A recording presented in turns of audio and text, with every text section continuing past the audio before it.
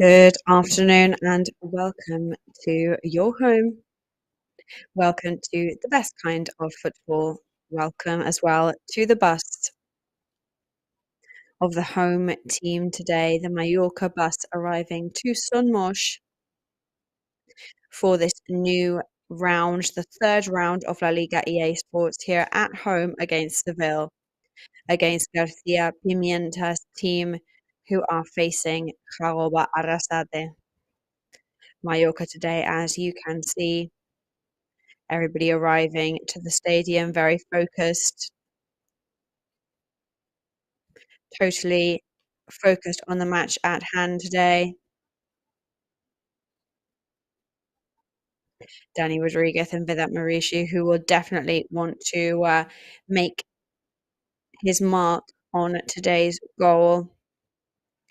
Everybody totally focused and concentrated and eager to begin the match. Today is the third round where Mallorca here at home against Real Madrid drew just 1 week ago. Jagoba Arrasate has been saying how important it is for the fans to welcome and support the team today in the stadium, being a home match.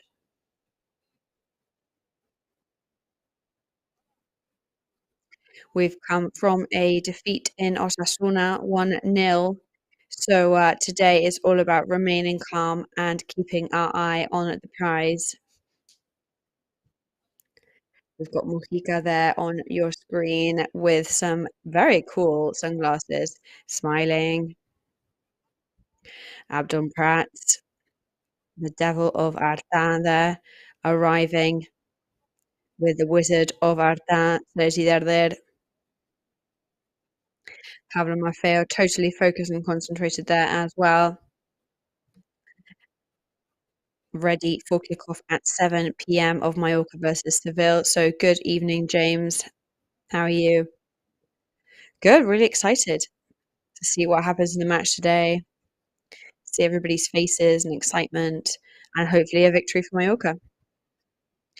Somebody else who is pitch side that we will also say hello to before Damian actually will just have to apologize for the technical error that has made us start the pre-match coverage slightly later than planned. So hello, Damian. Yes, good afternoon to everybody in the studio and also everybody watching at home.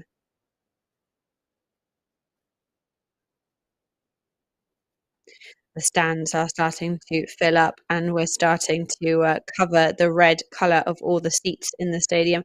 We are expecting over 18,000 spectators today, so a luxury atmosphere for this Mallorca v Seville, kicking off in less than an hour's time. And now that we are around 29 degrees Celsius, and it's definitely hot here in the stadium, we have to say that especially for all those fans that are listening to us on the way to the stadium, we have to say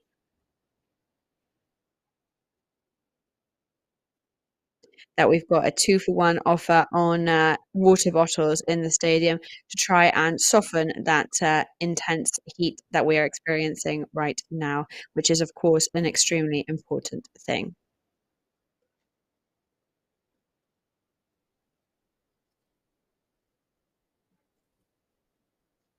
On the other hand, something that many other people are interested in as well is the starting lineup that Jagoba Arrasate is going to bring on today, which, as he had said, there were going to be some changes, especially because the calendar has been so tight at this beginning of the season.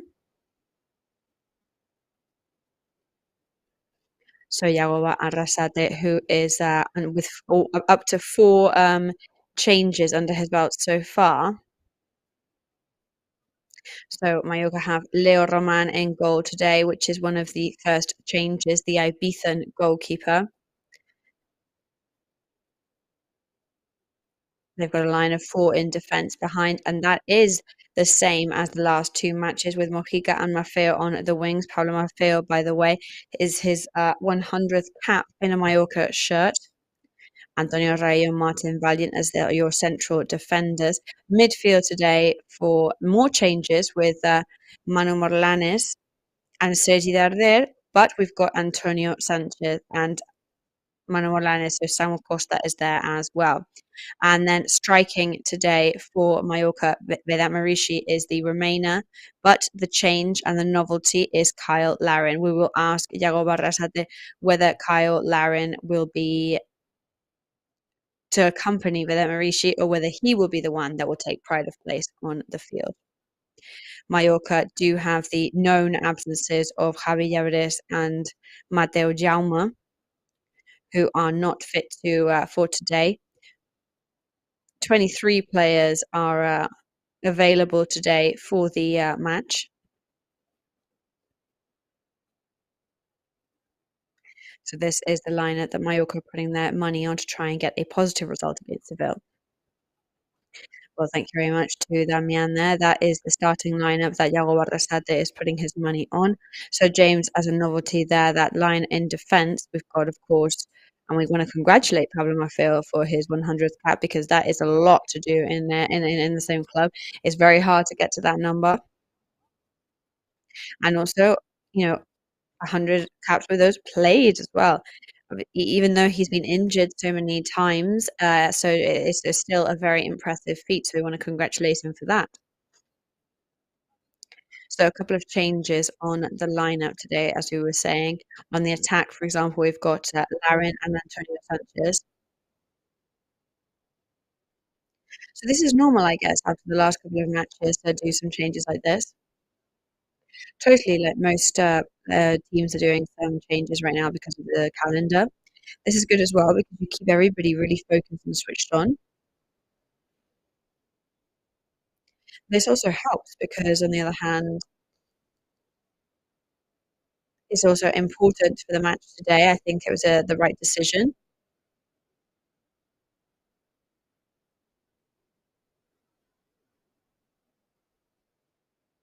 And I don't think there will be any problem with there being any changes. I think everybody would want a Danny Rodriguez on the field, but there's got to be some rotations going on. I think also they're all fit and they're all ready to play. We've just also played a very physical match against Real Madrid, of course. Osasuna was a very physical one as well. Seville, and again, are going to be a really physical opponent. It's a hot day with 29 degrees here. So this is the lineup that they're going for. So what do you think of this lineup?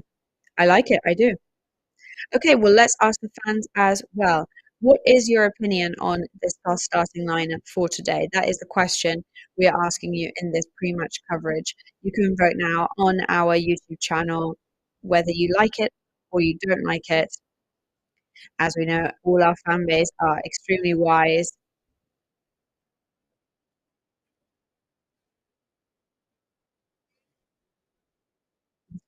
We are also going to go to Jaguarasate very soon.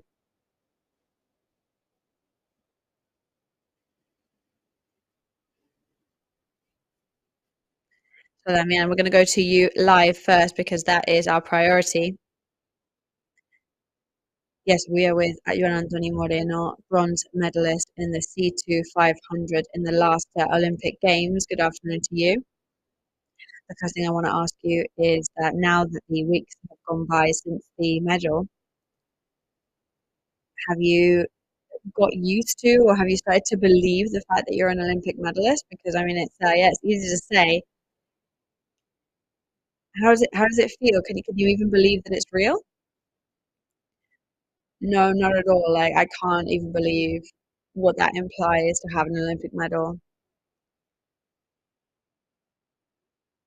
I'm trying to digest it, but it's gonna take me like a whole year to even realize what I've done.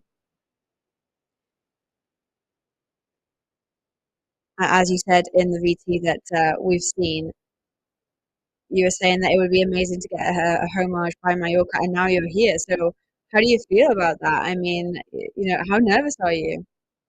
I'm so much more nervous right now than when I was competing. I was so excited to be honored by Mallorca. They were so quick actually in making this dream come true, and then now I'm here. I'm so nervous. And I'm scared. I want to do everything right. I don't want to make a fool of myself, but I'm going to enjoy this moment because I've earned it. You know, I've earned my right to be here, and I really want to enjoy it because it's going to be an experience that I'll never forget. So, as a Mallorcan and a Mallorca fan, what do you think of how Arrasate is Mallorca right now? We had a great match against Real Madrid. We lost the second round, but slowly but surely looks like a team that can impress, right? I agree. I mean, we've only had two matches so far. It's so early days for for the coach. I think you can tell that there's changes there on the team with different strategy, different techniques. The first match against Real Madrid, Mallorca, like set some really high expectations. I hope that what we saw against Real Madrid it becomes a much more frequent thing to see from the team, and this could be an amazing season for us. The last one, Juan Andoni. Now it's time to rest. I imagine you're getting ready for what is coming, which is the Juan. So what's next for you? Yeah, I really want to rest, take a break, recharging batteries, and just starting to prepare the next season because we've got to keep going, keep working.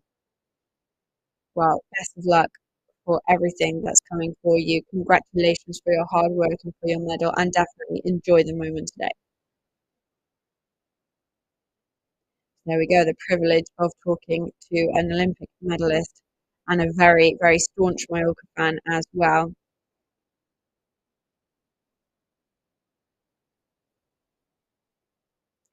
So, yes, congratulations to Anthony Moreno there for that bronze medal in the Olympic Games. I mean, that's a tough thing to get, right? It's really hard to even get to the Olympics.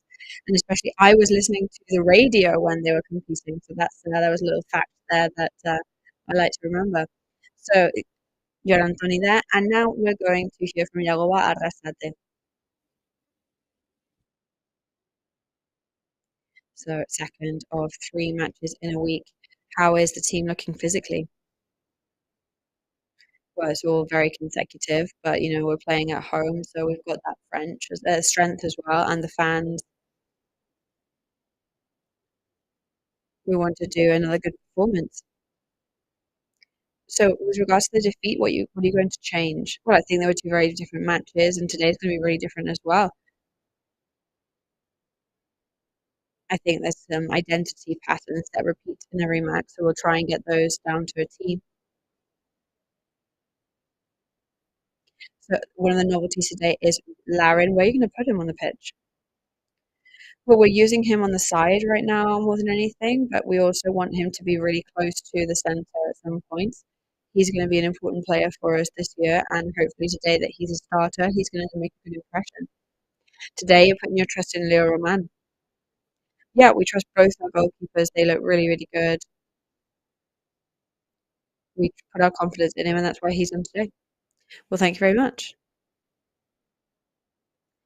So the words there of Yawawa Arrasate, the coach for Mallorca, James, he'd been saying for the last couple of press conferences, just the fact that Dominic Graves was going to play the first two matches of the season did not mean that he was going to be the fail-safe goalkeeper for Mallorca this season. And there you go. It's going to be Leo Roman that comes on today for Mallorca, who had a fantastic season last year.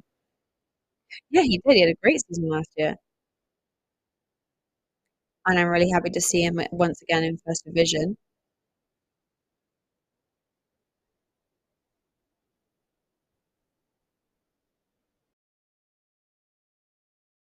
I think Rajkovic's absence and departure is obviously a big blow for the team because of everything he brought the team. However, they are really, really strong players. They're working so hard and they're great in training. Well, Javier Aguirre managed the team to always be switched on last season, both in La Liga and in the Kings Cup. He had his team at 100%. It was one of those teams where the players that were coming off the bench were the goal scorers more often than not. So let's see if we can manage to get everybody switched on again in the same way. And we've got images now of the players warming up already. We can see Sergi there on our screens. And we're going to go to Damian pitchside once again. So for him to bring the starting lineup today for the other side, for Sevilla. Yeah, I think I can hear the Champions League the theme tune. Yeah, I mean, maybe that could be a premonition. Why not? Why couldn't we? Couldn't we finish the season qualifying for the Champions League? Imagine saying at the end of the season, remember that third round where we put the Champions League theme on? But what we're going to do right now is to talk to Pablo Ortiz, the footballing director for the club. Well, that is the plan anyway. Yes, here he comes. Good afternoon. Yeah, I'm ready for the match today. So first of all, nothing better than after a defeat to have another match straight away 3 days later to get that bad taste out of our mouths and change tack. Because today's a really tough one as well. Yeah, I think what players want to do is compete and win, and they couldn't against Osasuna. But today, with the support from everybody in the stadium, we're going to hope to get a good match and 3 points. So especially, it's really important to have that balance. What I was saying, Madrid weren't that they weren't that good against Madrid, and they weren't that bad against Osasuna. I guess we've just got to let Yagoba work his magic. Yeah, we're totally convinced of all of our day-to-day work. It's a very complicated category. Of course, the rivals have an opportunity to win or lose, and we work every day to do well in our matches.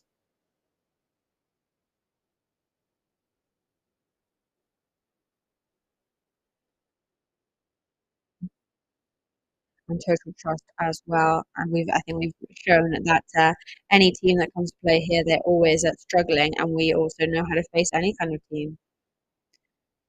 Exactly, especially in front of our people here in the stadium. I think people can feel that and tell that as well. So let's see if we can get those 3 points today. Let's hope that's the case. The words there of Pablo Ortiz, the sporting director of Real Mallorca. Well, thank you very much, but don't go anywhere because we also want to know Garcia Pimienta's starting lineup because I'm sure you've got it cooking by now, but we've got somebody else to talk to first.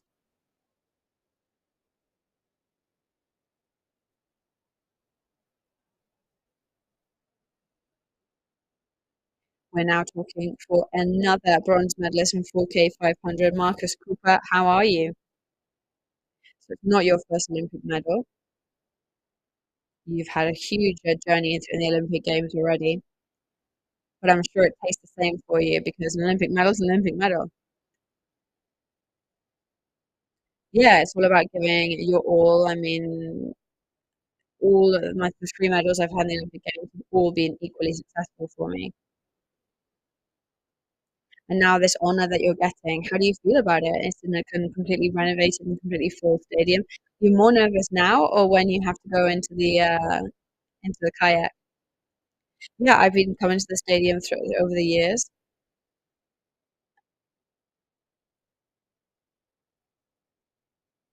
It's a really special thing to be honored, especially in your home stadium, the team that you love to watch.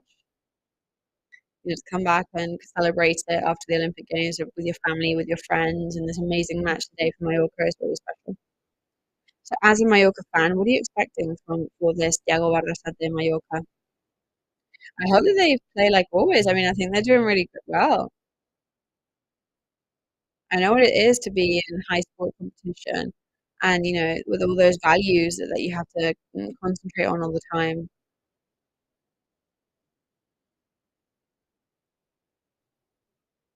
And I think they're just going to be great. So, yeah, I'm really enthusiastic. On a personal level, are you starting to prepare the next things, or are you resting? Well, yeah, everybody's talking about Los Angeles all the time. Like, don't just no. I just wanna enjoy now whatever show. I'm very ambitious, but I also want to stop and rest and really value everything that I've achieved so far and enjoy here with my friends and family. Well, we hope that you do enjoy it. Thank you very much and congratulations.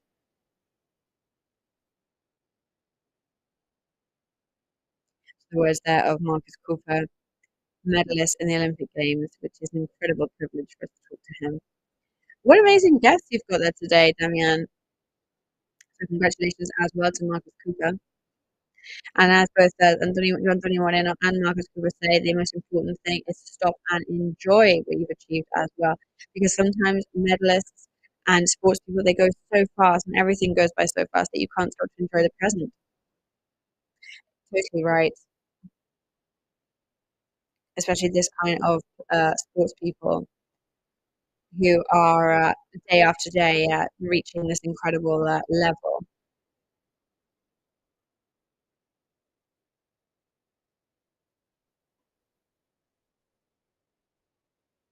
They definitely have earned their well-deserved rest.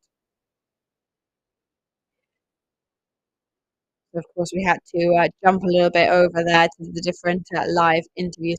So now let's take a look at that starting lineup for Sevilla, who have got some changes on their schedule with Nyland as goalkeeper today, line of five, uh, Bade and Gudel as central defenders, Pedro Sancarmona as your defender wingers, Sami Lokonga in the midfield with Sol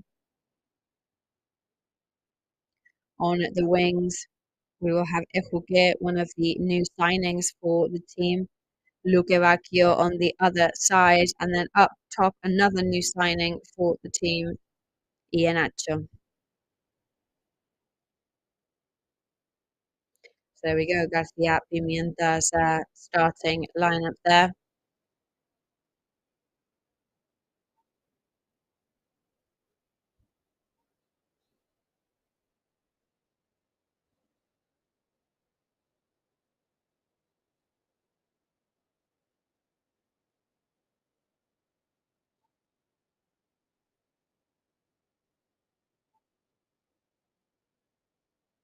So James, what do you think of this Seville squad?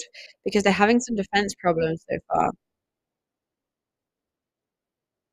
Yeah, I think it's something that they were dragging from last season. I think people expect certain things, Seville, for them to become the one, and one of those ones that were always the European Championships and always in the first five. I mean, they're a really physical team. Talking about people like Saul and Okonga and Sambi. It's going to be a really complicated one.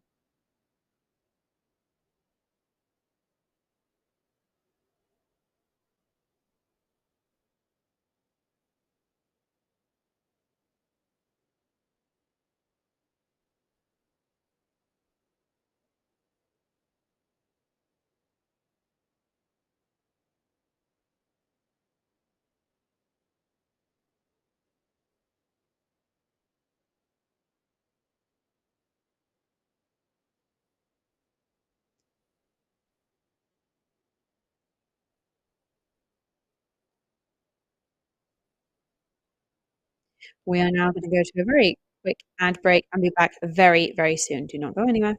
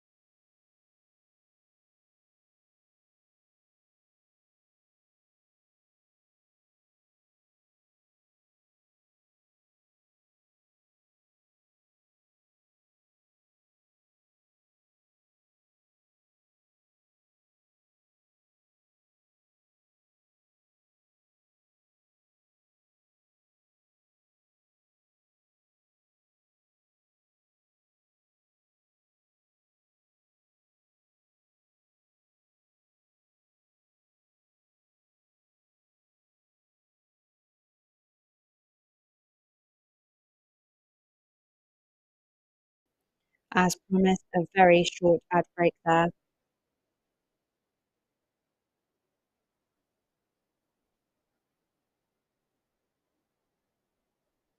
We're just looking at some footage of the last Mallorca match in Sadar against Osasuna.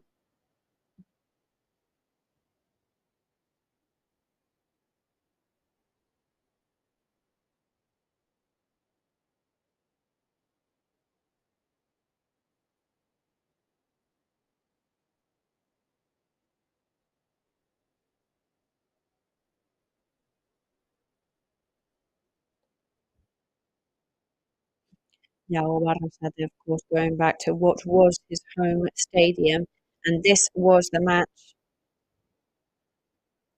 Mallorca kicked off with some opportunities there, with the eyes on the prize of Osasuna's goal.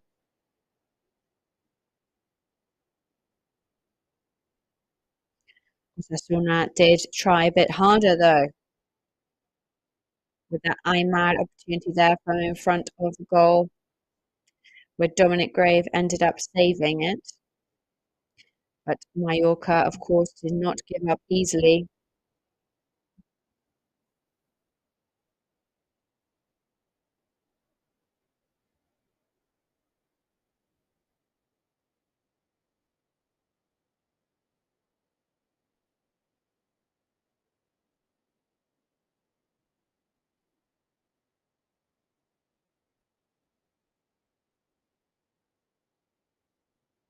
Dominic brings the ball out once again.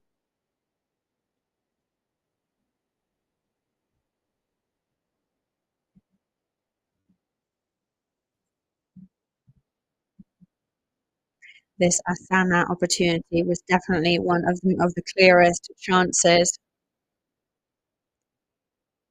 Very powerful as well.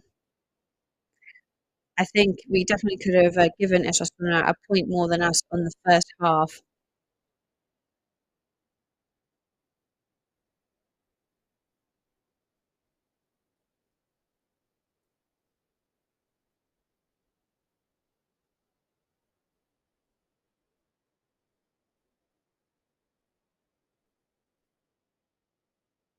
There was some unlucky moments for Mallorca throughout the match.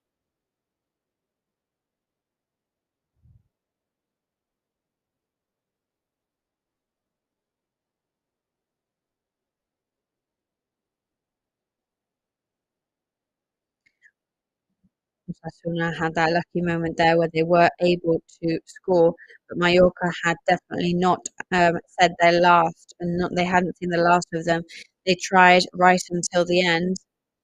And there you go. That's the final whistle there of the match. Relief and excitement from the Osasuna technical staff there.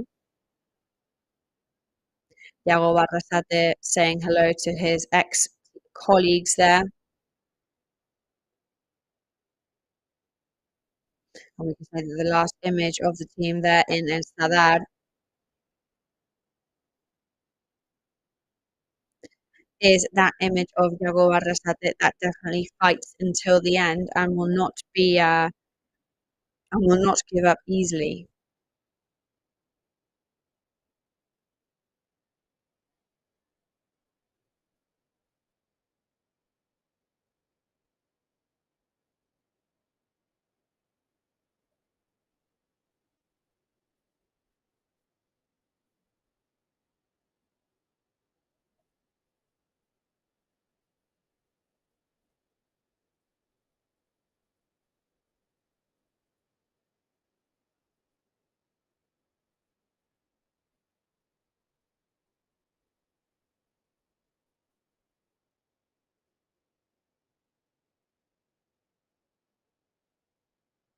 It's definitely an absolute pleasure to see Mallorca play right now, though, because you can tell how much they're enjoying this period of their career. And of course, we definitely always have to keep our European Championship dreams alive for Mallorca. We're in the third round. It's very, very early days. This is the time to be optimistic and to keep dreaming.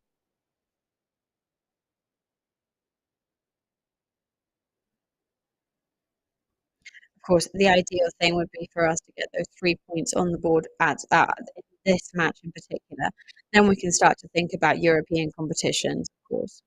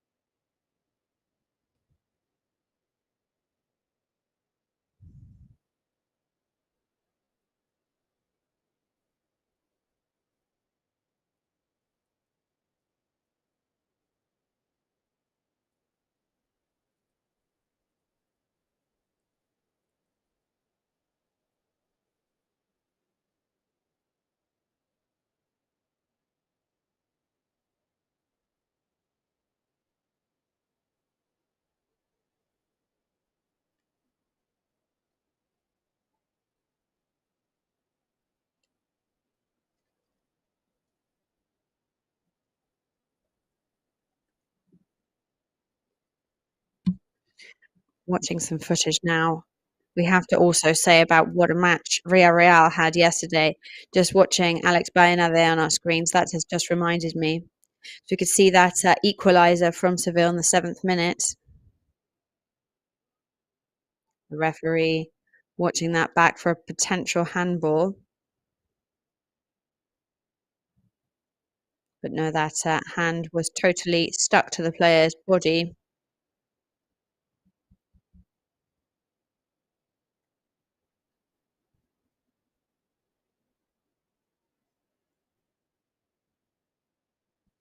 On offside ball there, but the occasions and chances kept coming. Villarreal looking very good defensively. This is definitely the kind of match where Seville can have some damage done.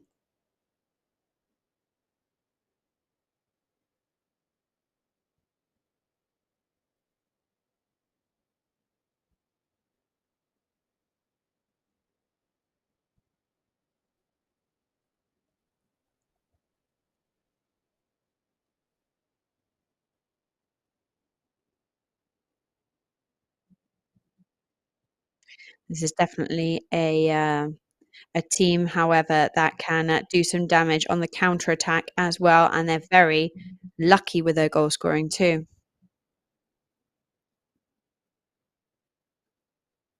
We've got to be very watchful in defence as well and not lose the ball.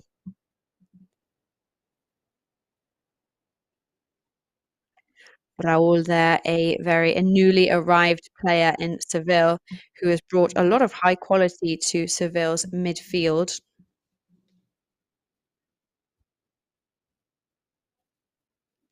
And still there on a draw.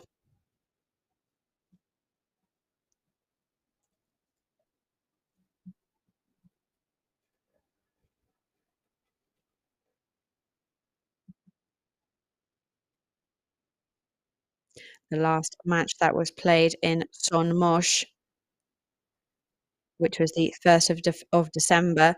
Mallorca then did beat Seville 1-0.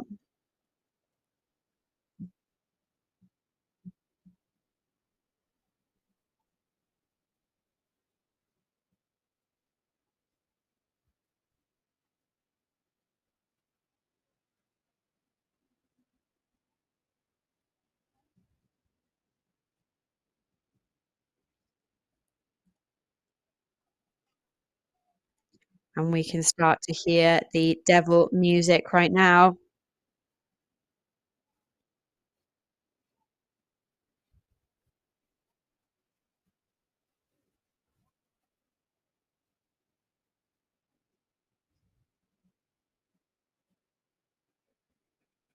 We did see a huge light show last time there was a match here.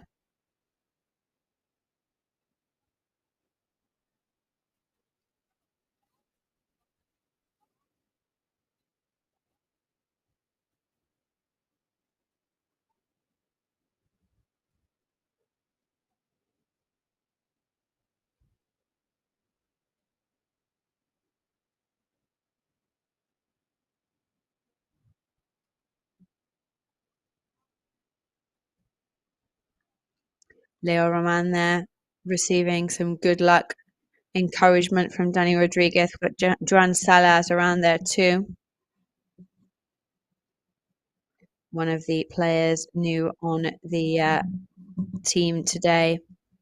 He was already there against Osasuna, and things are starting to heat up here in Son Moix.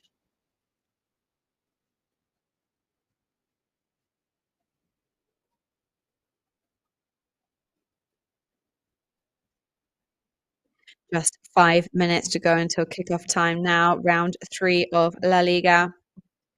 James, what do you think about these midweek matches? Yeah, I like them. It's always a good time to see football, and sometimes a midweek one is something there to break up your week and make it so much more fun. So we're going to change our positions too. So just as the stadium starts to chant out the players' names, we're going to go to a very short break, and we'll be back for kickoff in under 5 minutes. Don't go anywhere.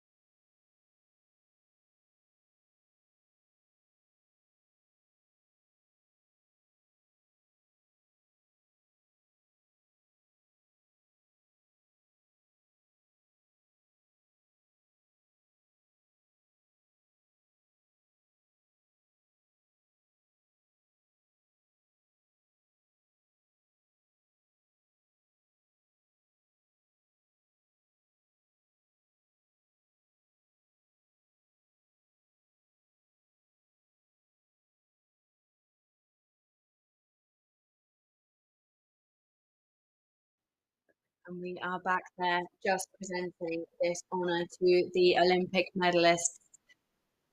Of course, so well deserved. Joan Antonio Moreno, bronze medalist. Juana Camillon, silver medal in the 3x3 canoeing.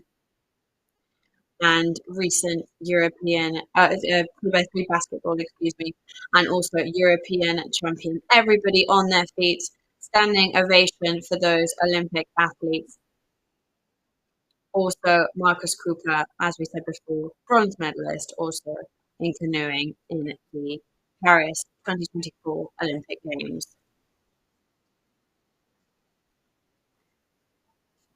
So they're Ball of Honour there for those three athletes now posing with the CEO of business Alfonso Diaz and club owner Andy Kohlberg. The three Olympic medalists there. Amazing feat for them to go to Paris and come out with a medal. Great atmosphere in the stadium right now, just waiting for Sergi Darder in the circle, just ready there to get the ball rolling.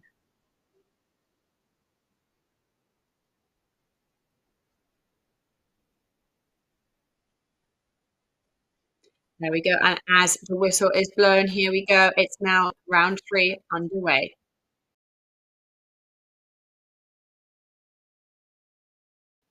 Manu Morlanes lets the ball go past him, trying to put the pressure on the top of the field.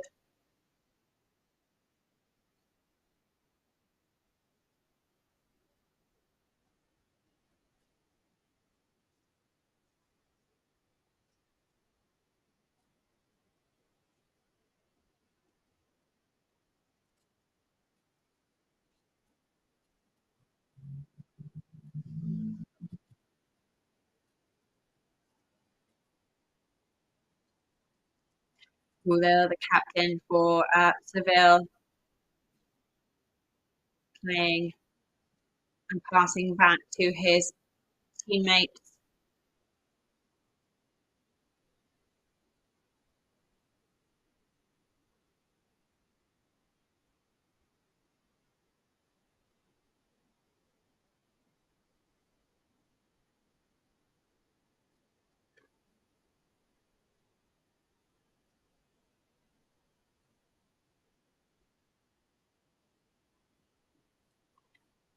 So we had a dream start to La Liga this year. Let's hope that it can continue like this. Mallorca did win the last match in Somos against Seville 1-0.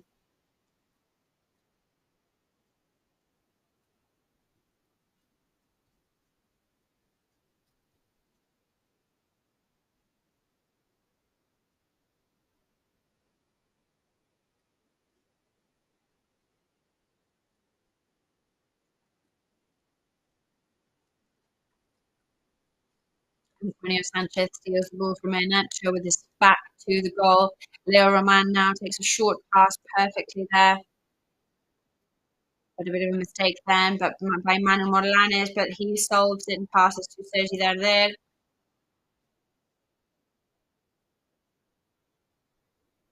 Mojica now trying to pass back to Sergi Darder. He puts it inside the goal scoring area. Antonio Sanchez is incapable of holding on to him. If that ball had reached Antonio Sanchez, that could have been very dangerous.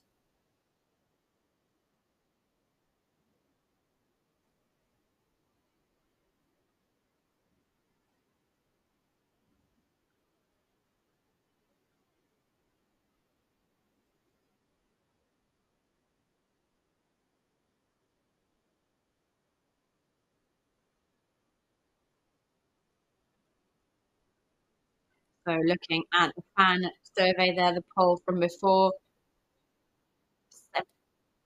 77% happy with the choices, 15% unhappy with the choice, and 19% saying, well, and the remaining percent, excuse me, saying that they are happy with it, but would make 1 or 2 changes.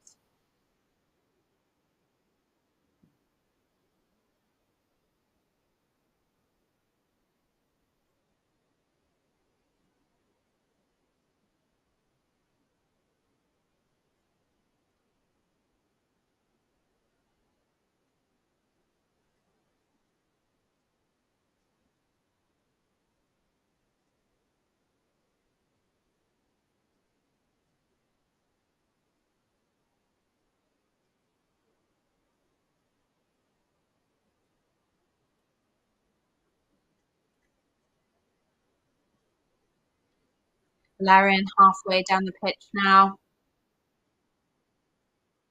There was a handball there. 5 minutes gone already, but it looks like Kyle Larin is on a left side of the pitch when in a defence situation.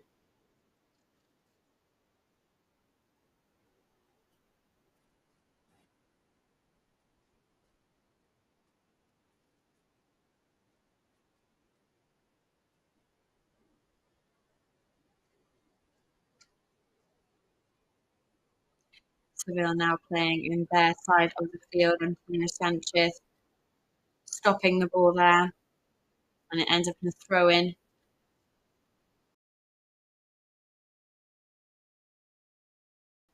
Throw-in for Seville. It's going to be Pedrosa. Pedrosa can't find anybody to play with. Now goes for a long pass. Nacho in possession. Sergi Darder steals, moves away from Carmona.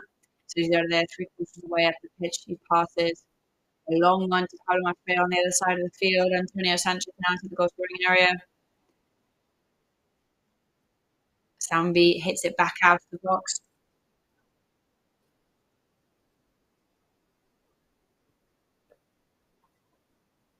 Seville now struggling to move out of the back of the field. So, James, what do you think of this start of the match? I'm impressed with it so far. They're definitely not allowing Seville to get comfortable, which is very important.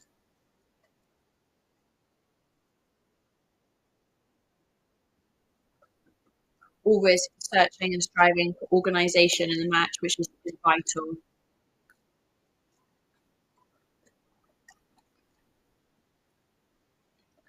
Apologies there from Saul because he stepped on Samuel Costa and helps him to get back on his feet.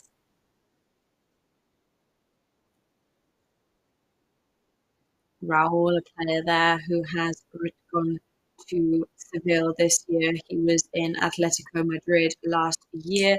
He did not have his best season there, admittedly, so he's arrived now in Seville to try and tidy up that midfield there. Mallorca in possession now with Antonio Sanchez. Pablo Maffei tries to pass to Antonio Sanchez, who can't quite control it.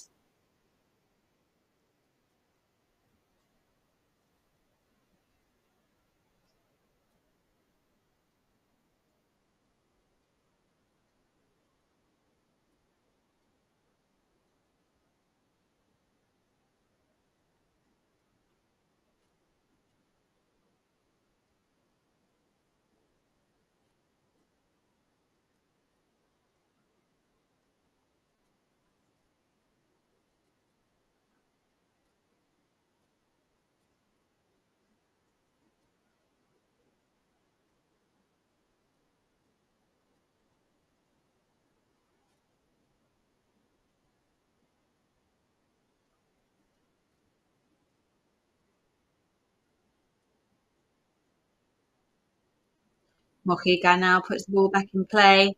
Over to Vedat Marishi. Larin tries to get there, can't quite make it. Bade is there to defend for Seville. Pedrosa over to Nyland. And the referee whistles the previous foul.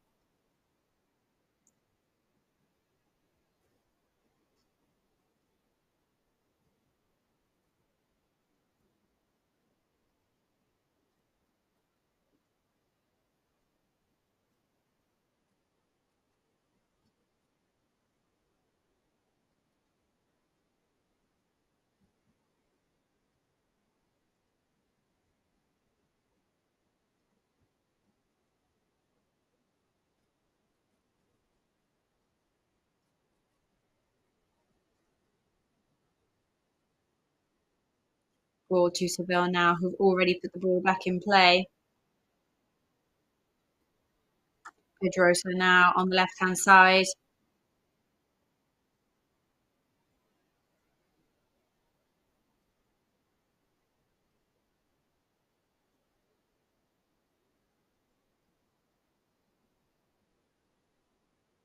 Mallorca still in possession halfway down the field.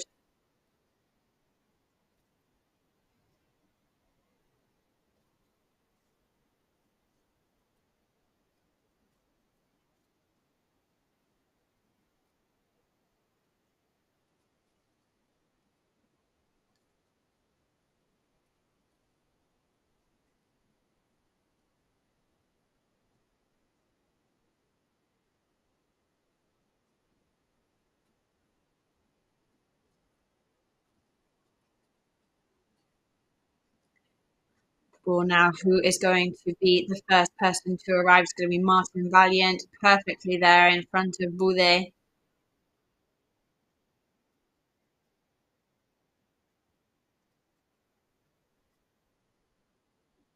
The header now on rebound from Marishi.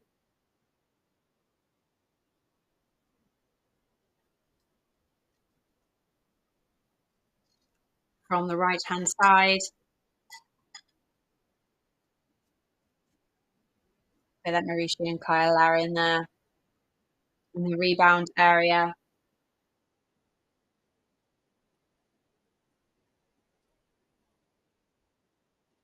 The first corner of the match now for Sergi Darder.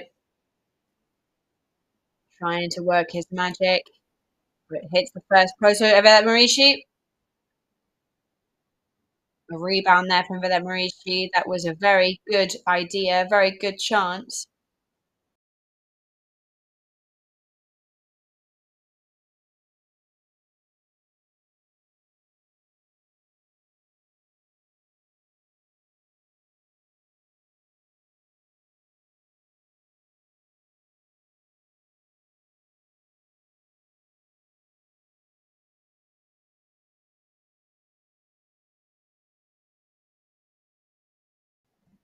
Saul shoots for Seville.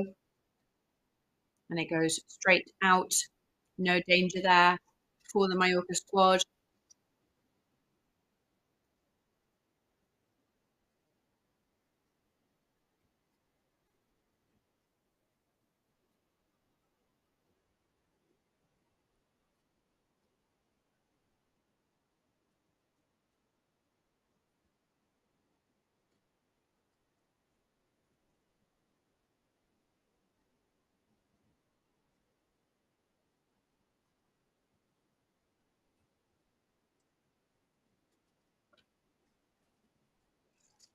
The last time that this refereed us was the first leg of the semi-final of the King's Cup, which ended in a 0-0 score.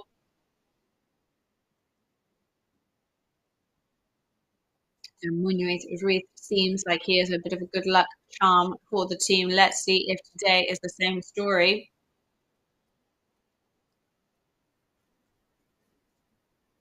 Just as we see Mojica there cutting off the ball. There was nobody in the box there. He had plenty of space. That would have been a very good opportunity for him.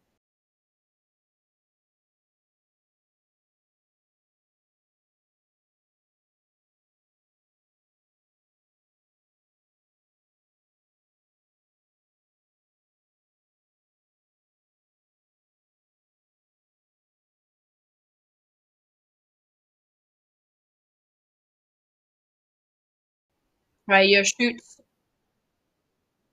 which goes out. He dared there. He didn't think twice about that.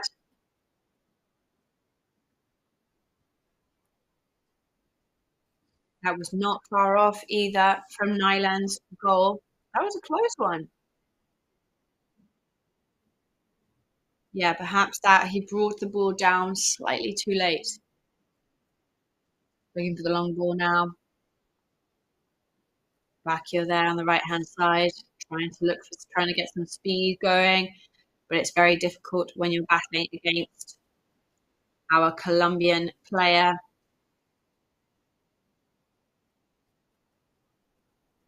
Mojica there, but Samuel Costa tries to remove all problems by kicking it straight up. Sergi there on the wings now.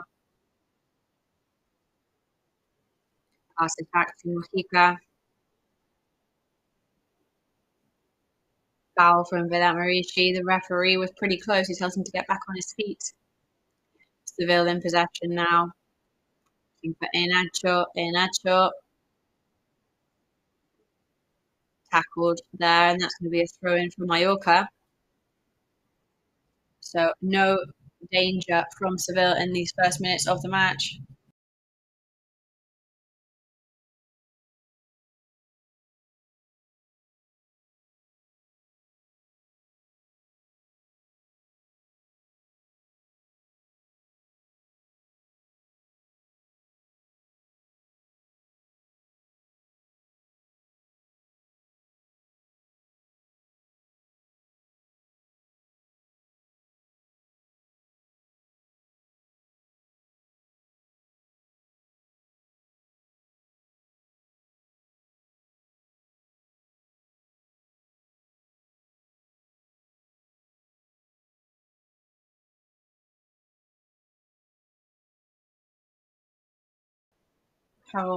There, arms folded, stood up, but not the most intense, not the most aggressive of coaches as we are seeing so far.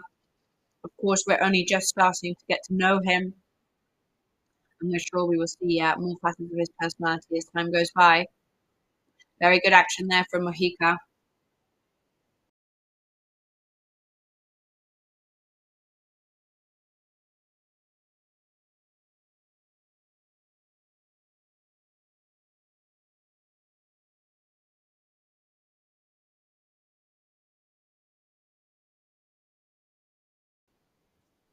Nil-nil on the scoreboard. But the danger is definitely in Mallorca's hands right now. In a general sense, they're looking like the strongest team structurally for now. And I would say that they are carrying the weight of the game and bringing it to their side.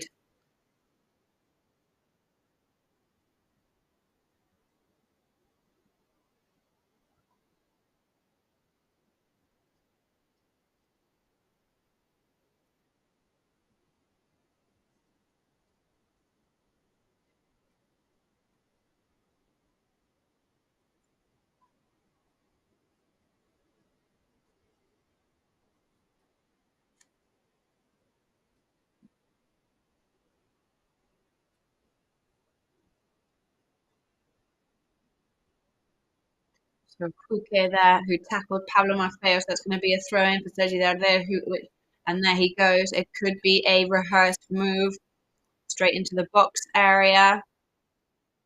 Givacchio's on the right-hand side, though, and he is racing down the field. Martin Valiant's going to reach there to defend, and he prevents any kind of counter-attack. Raillo and Sergi there covering in defense. Larin putting the pressure on. The ball for Bale now. Budel looking for Seville. Also to the right left-hand side. Mallorca there, stopping any balls coming from Seville. Sambi Lokonga playing backwards. Carmona in possession. Over to Sambi once again. Past the midfield line to the left-hand side to Huke. Huke racing down the field, reaches the box, but Mallorca defenders bring it back out. Back in possession by Pedrosa, over to Huke. Huke doesn't think twice. Over to Samuel Costa now. Passes backwards. Seville still in possession, playing halfway down the field. Garcia Pimienta's team now playing backwards. All of this happening in defense right now. They're not too sure about where to go. And this is a really high energy match. Samuel Costa removes his marker there. Good work from Samuel Costa as the crowd applauds.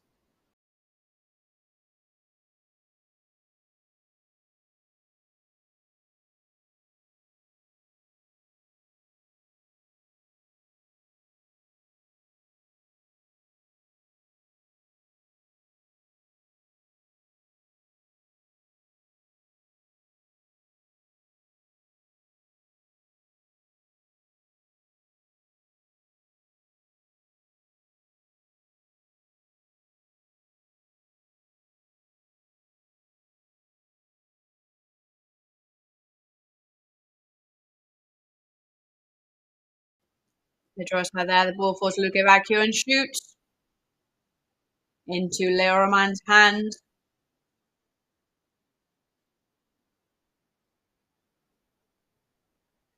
As we were saying in their match, of Seville's match against Villarreal, Villarreal did win many of those balls there.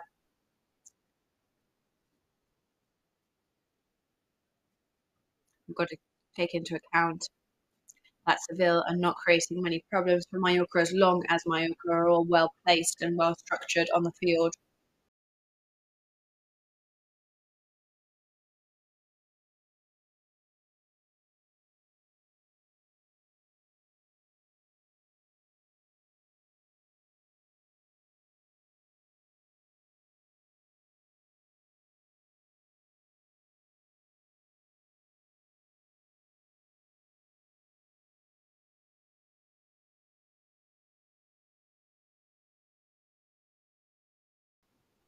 It's when Mallorca can become slightly messy. That would be the problem, but it's Leo Roman right now passing to Manu Morlanes, playing backwards. It seems like Manu Morlanes was saying something to Leo Roman and is still talking to him, almost as if he's saying to him not to pass, not to do those kind of passes to him. Yeah, I hadn't realised until you said that, Jonas, but they did continue that conversation there. And they're still talking about that right now. Manu Morlanes making some gestures there to Leo Roman, also talking to Pablo Maffeo.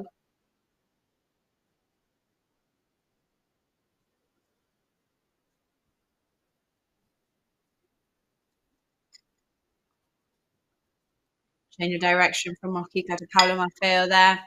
Not so good work from Maffeo because it's recovered by Huque now halfway down the field.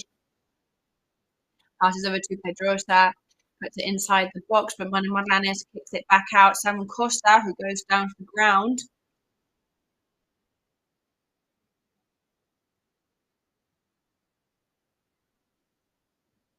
And Samuel Costa is going to get a warning there from the referee, Muñoz Ruiz. So is going to get the warning there, sorry, but that's a one big tackle on Samuel Costa, but Mallorca gets the ball back in play very quickly. Leo Roman there moving out of the box to start play. Antonio Sanchez helps to send it straight down, right to Vidat Marici halfway down the pitch. Careful with Luque Bacchio there. There was no space for him to run. Seville now with Bade in possession. Kicks it up the pitch with Luque Bacchio. Mojica, who stops him in his tracks there. Leo Roman now needs to bring the rhythm down. Sociedad there continues halfway down the field. Goes to Manu Morlanes, passes back to Raillo. Yago Barrasate continues there, hands behind his back, thoughtful. Garcia Pimienta, hands on his hip, both very pensive.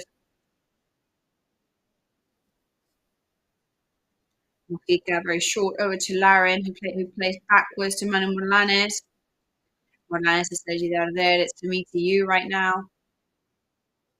Over to the right with Mojica, over to Vidat Marici and Larin, over to Manu Morlanes once again. Ends losing the ball. Really high pressure from Mallorca there, but Seville recover the ball, and the referee actually whistles a foul. I don't know whether that was a foul there. I'd just like to point two things out. Something different to last season, especially what they want us to see as well. They are much quicker in activating themselves when the ball is stolen. As soon as Seville try and clear the ball, we're there trying to recover it once again.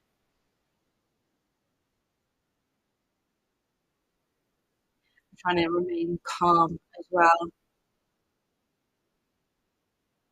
Something that allows Maffeo to get a little bit of oxygen and get back into it.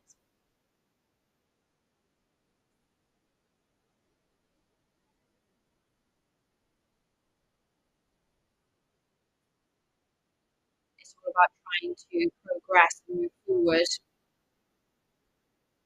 And I think that he's doing very well considering how little time he's been in charge of this team. So therefore, Seville now passing to the right to Lukebakio. Mojica beats him in speed once again.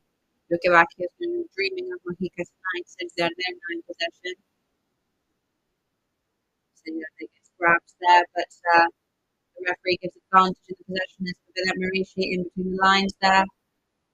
Pedrosa manages to clear that. Antonio Sanchez was there luckily, but I don't know whether the referee is going to give that a yellow card because it probably could be one.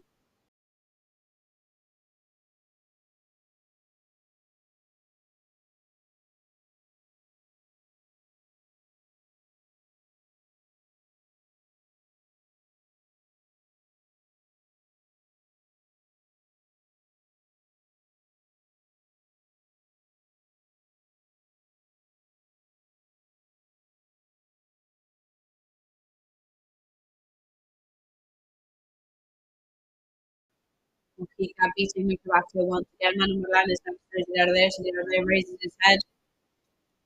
I was just having crossed that, so that back to Serdar. Is it me to you right now between them? Simon Costa opens to the right hand side with Paulo Maffeo. Goes for a central shot inside the box. So gets a touch on the ball. Samuel Conga is on the ground. And that is a foul in favour of Seville, decided by Muñoz Ruiz. However, Mallorca edging towards Nyland's box.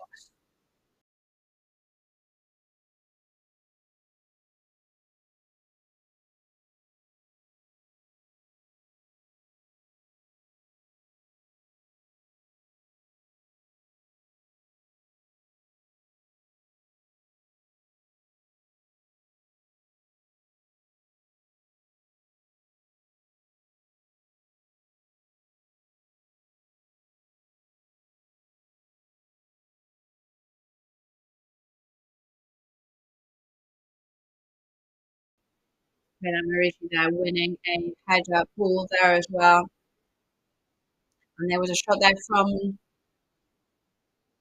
Walker there for Seville, spectacularly saved by Leo Roman. A corner now for Seville, but yes, just bringing that back there, Villa Marici in the top 3 players in La Liga currently that win the most headers. Walker shoots, and that is out over the crossbar.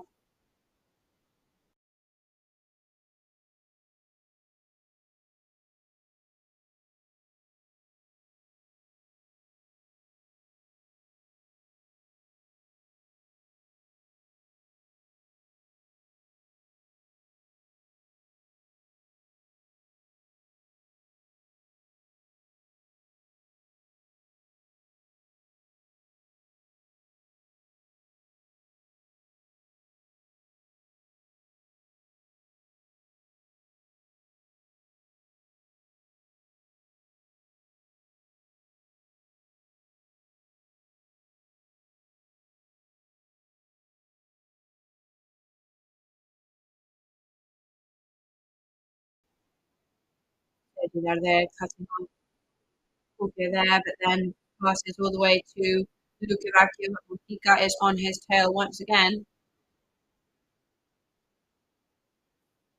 Gudel and Lukebakio now passing amongst themselves. Pedrosa once again. Back to Vade.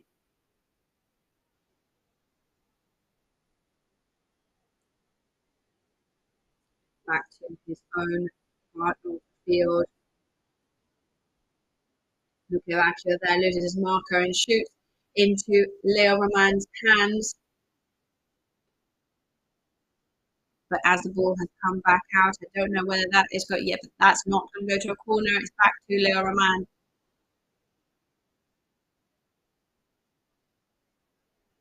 That has bounced on Leo Roman. Good work from him anyway. I thought that the Seville player's feet had got a touch on that ball, but then I've seen that it didn't.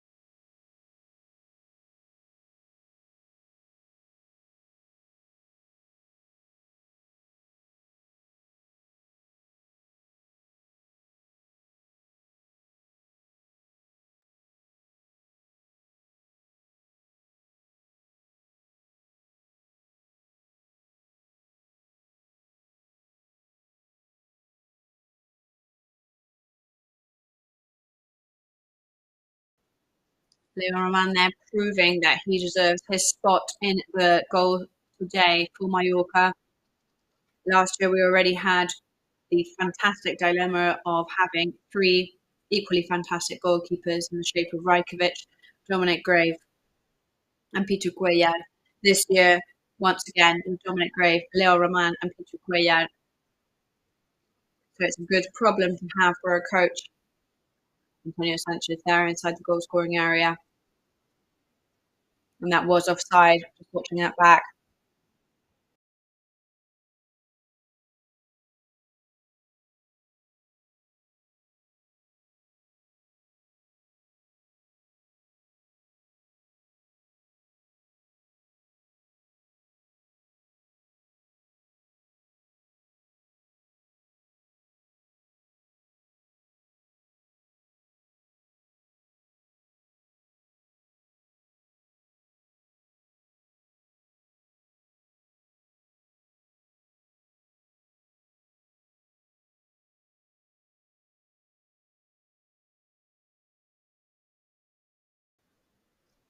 So, of course, Mallorca right now putting the pressure in really high up on the field.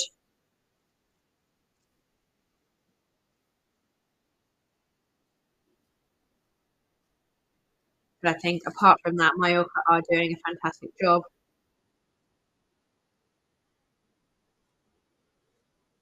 And it's going to be a corner for Mallorca now. The second one of the game for Seville.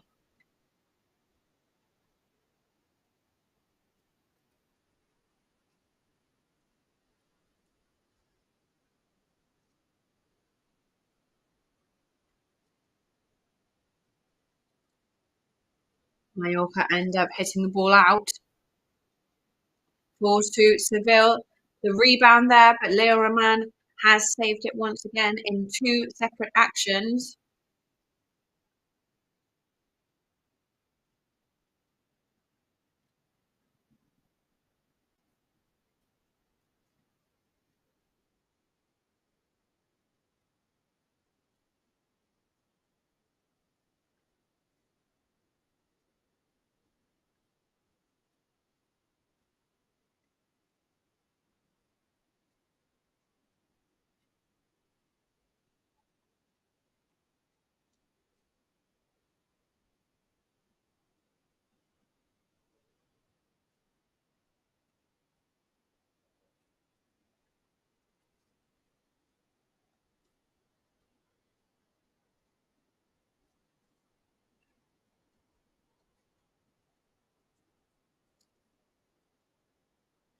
The shot from the front of the goal scoring area there.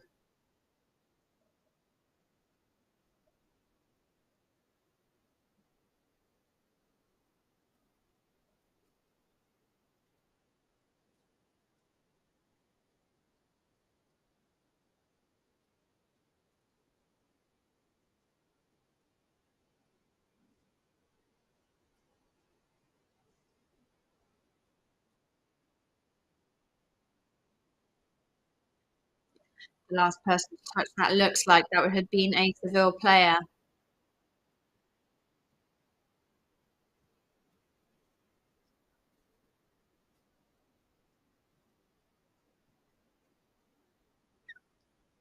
Sambi is there to help his teammates right now.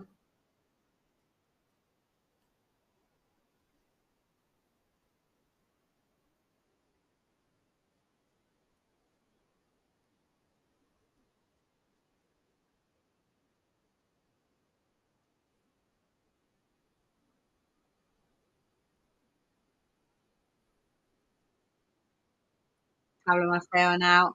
And Vedat Marici is on the ground. The referee saying there's nothing wrong there. So that's going to be for Seville now from the right-hand side.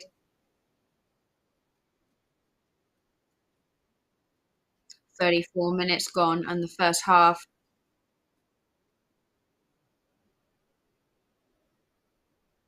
Pablo Maffeo on the ground. Mallorca still underway. Over to the other side with Mojica. Manu Morlanes in possession over to Sergi Darder.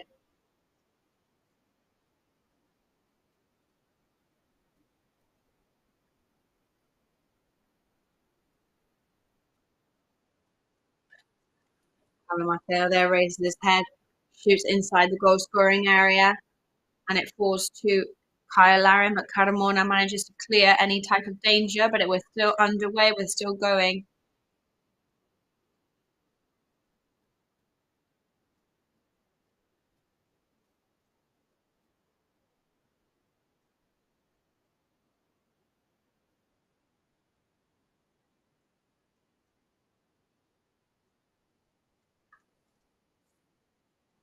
And stuck to the line now. Pablo Maffeo, Sergi Darder trying to attack through the centre.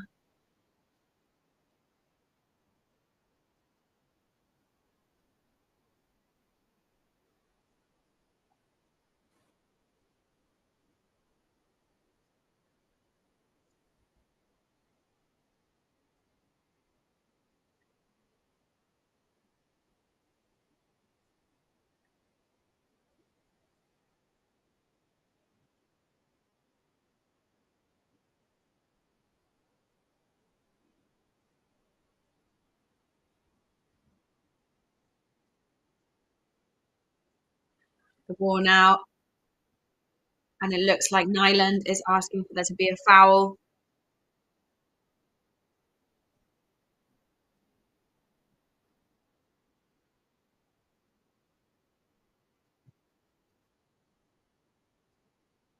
Mojica for Maffeo now.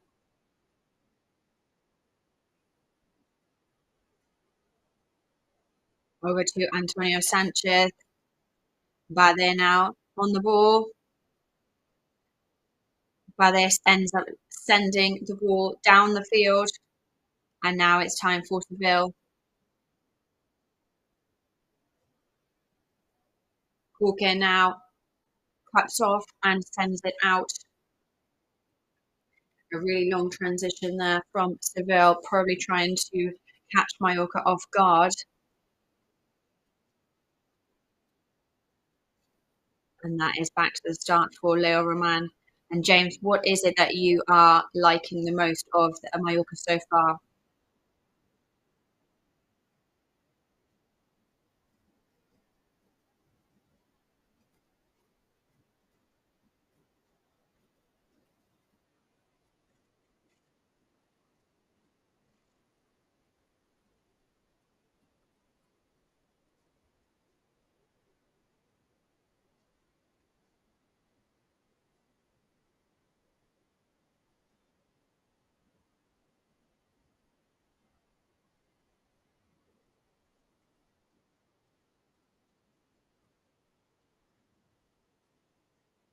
The patience that Antonio Sanchez is showing right now as he opens up to the right-hand side. They need to keep calm right now. They need to be patient. They need to know when is the time to open up.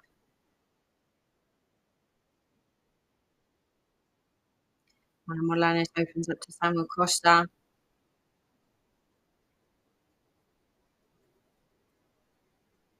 Short white pass over to Sergi Darder. Maffeo over to Samuel Costa. Sergi Darder now once again. Change in direction. Over to Mojica. And that is Mojica's foul there.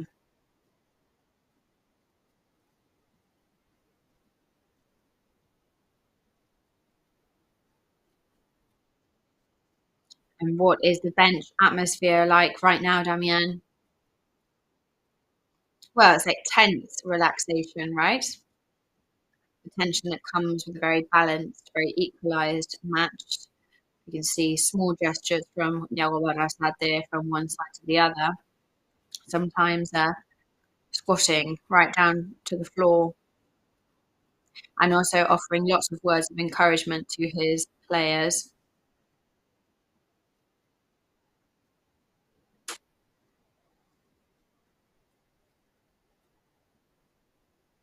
We definitely cannot say that it's calm here right now. We can definitely say that this is a Mallorca squad that is showing personality.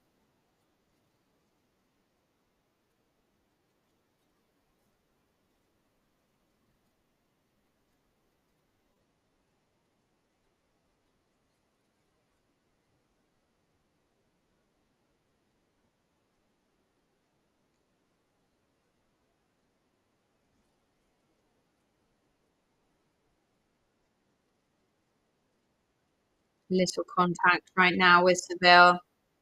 Touch on the ball for Seville's number 6, Gudel, over to Bade. Opening up to Luque Bacchio. Seville searching for those wings right now. Where can they move through in order to do some damage? Seville inside the goal-scoring area, but they clear it straight away. It falls to Vedat Marishi now. Unfortunately, cannot quite control the ball. Over to Pedrosa. Over to Huque. Raises his head, not quite convinced. Over to Sambi. Sambi back to Huque.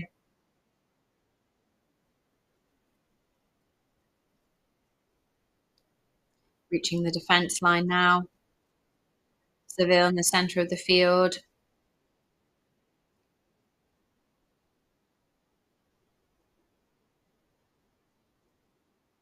Just as he was going to pass with Huque there, mistake, and that's going to be a throw-in for Mallorca now.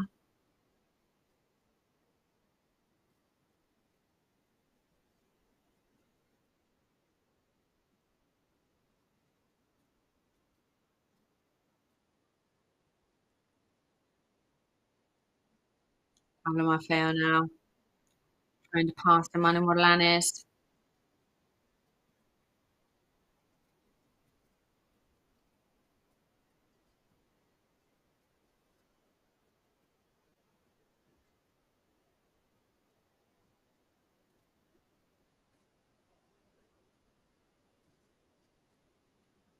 Something to add there to what was being said in the commentating box. It's a really balanced possession right now, despite the fact that Seville are usually a team that is desperate to try and stay in possession constantly. But Mallorca are definitely not making that easy for them. So tell us, in fact, how much possession for each side?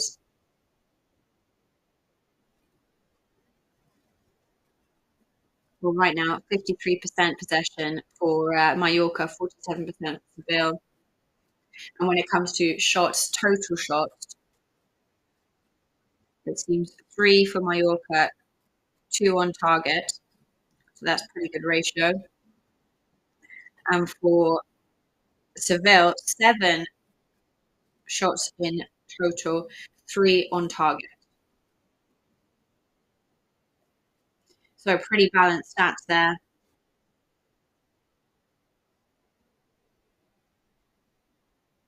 It definitely looks like Mallorca are trying to bring it up a gear now. Huque.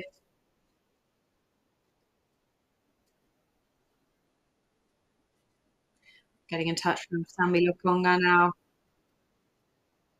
Opening up from Luque Bacchio.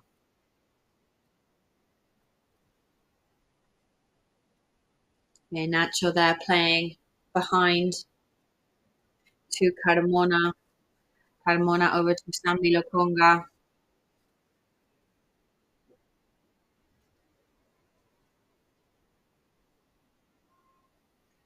There's ball there that ends up being brought back out by Martin Valiant.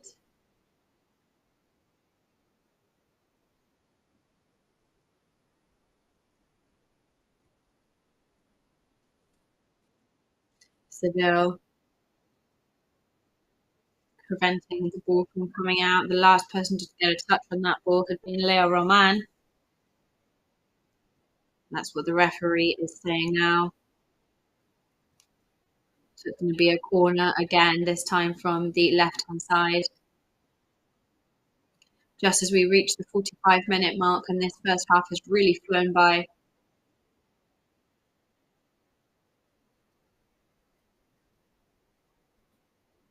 It's the post now by Huque. It's Mallorca now, but Carmona intercepts. Back to the start for Mallorca, but it's Seville who steal once again. It's Huque. We can't lose all the hard work we've put in now in the first half and these last minutes of this half of the game. Rishi now. They draws that over to a Nacho.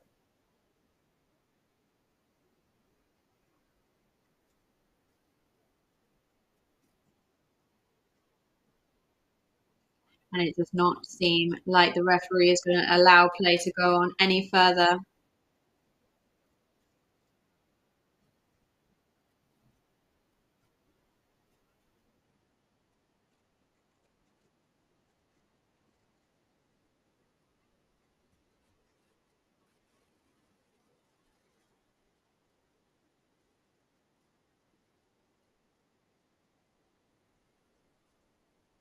So we seem to have a technical issue there to reach Damian as this whistle blows for the first half.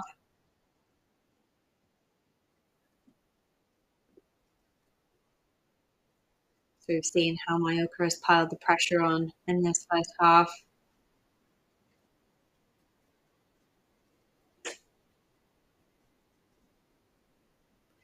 They've definitely battled there in many aspects.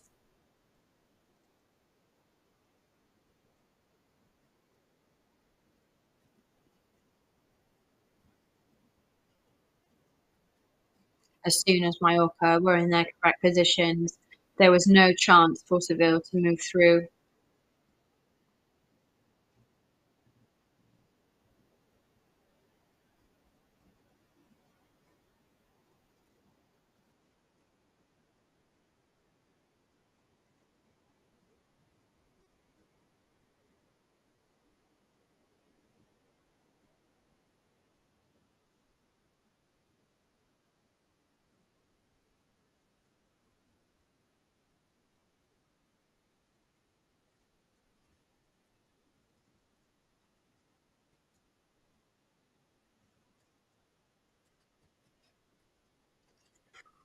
So we definitely got the feeling that Mallorca has done slightly more than Seville to try and score today. But we're going to go to a very quick ad break just as the halftime entertainment's going on in the stadium. Don't go anywhere for the second half.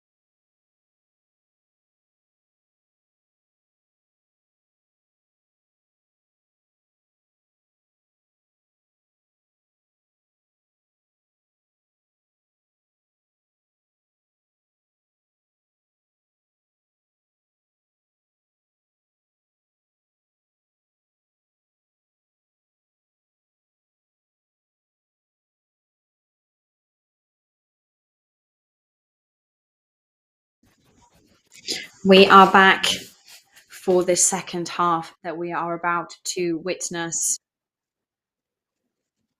between Mallorca and Seville.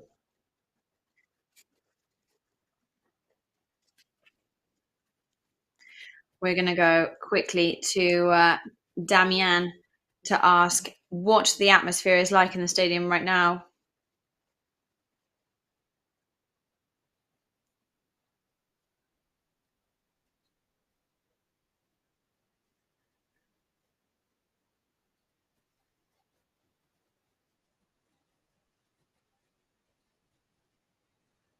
So, James, would you make any changes in the second half?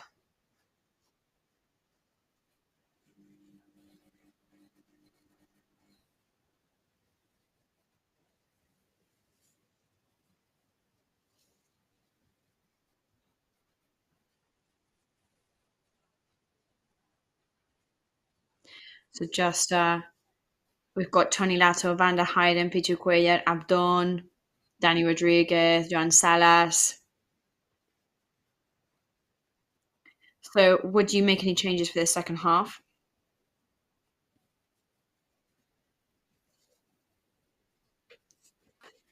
I think obviously if it stays 0-0 and they want to go and try and win, then potentially some changes further down the line will have to be made.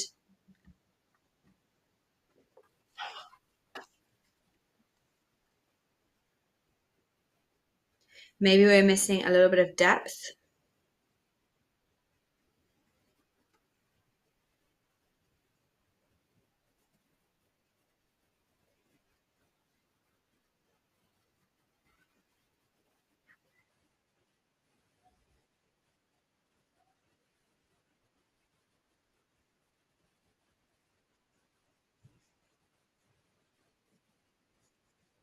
There's always going to be a plan B though, of course.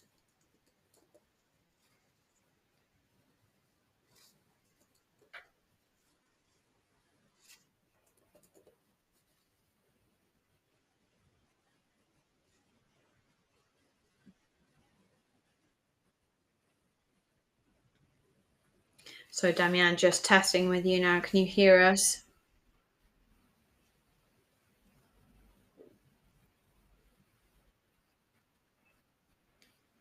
We're just trying to solve these technical issues that we're having here.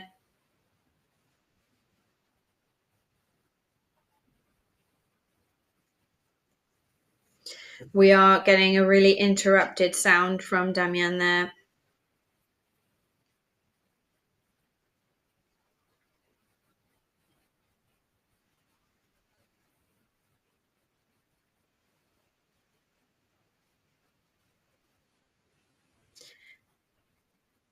And there we go. There goes the whistle for this second half.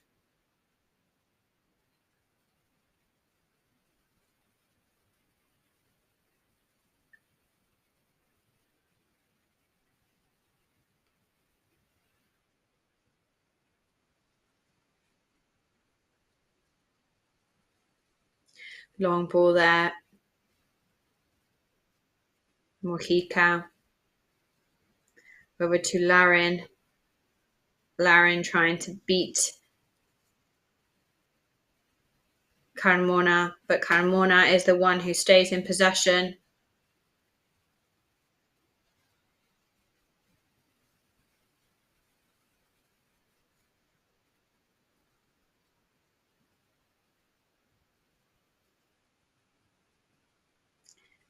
Playing with the touch from Huque. Looking for a Nacho.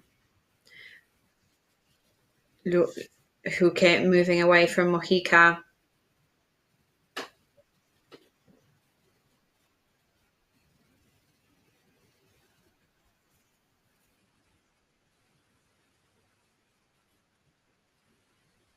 So recovers the ball.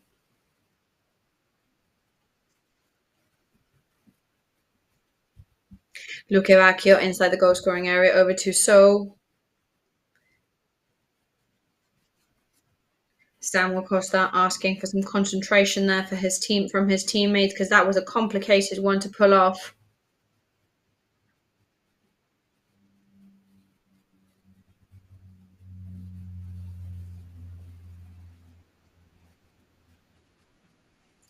So that was exactly what I was going to say. There are no players warming up, especially significatively in this half time.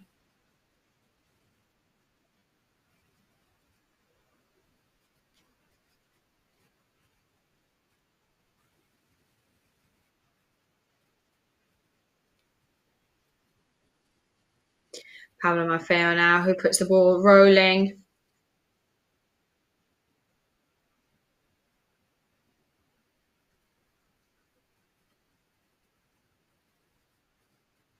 Huke on the attack now once again.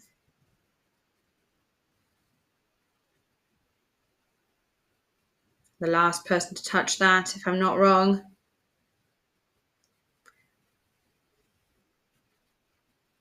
Was Martin Valiant.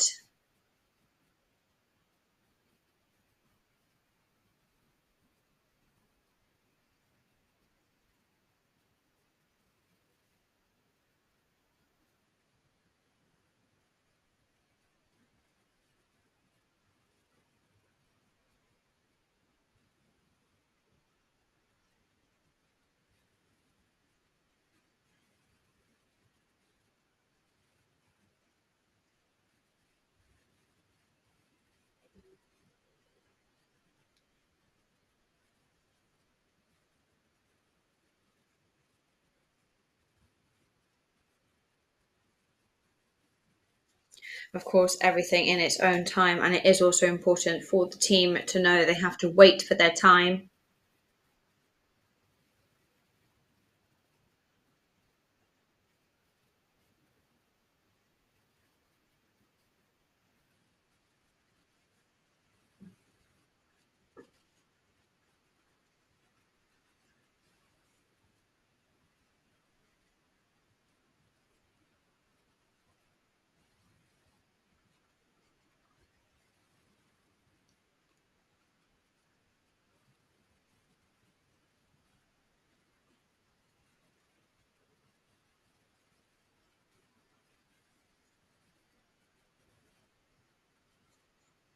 A corner now for Seville from the left-hand side. The rebound there that Bade was trying to reach. Falls to Carmona, who goes in with the short pass to Pedrosa, back to Huque.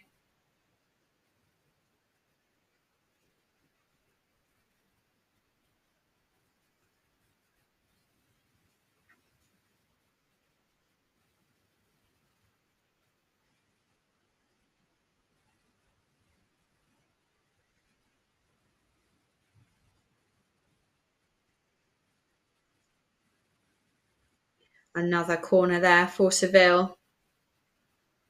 And it's Huque this time.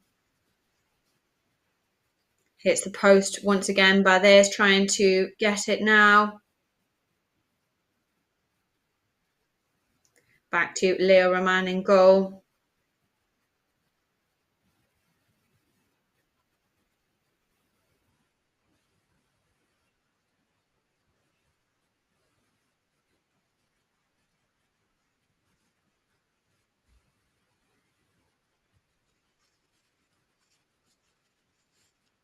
They are starting to eat into our territory. It's important that we get back on our feet.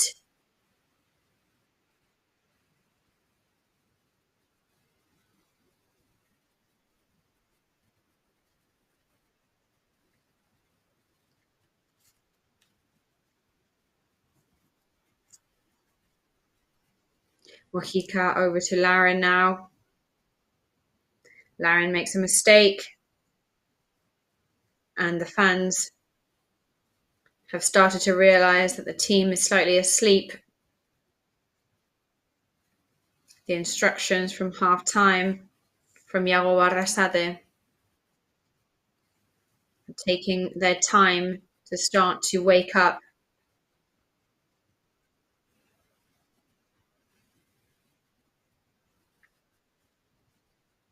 Huca sends it towards the penalty point and out it goes. A rebound there from So at the penalty point.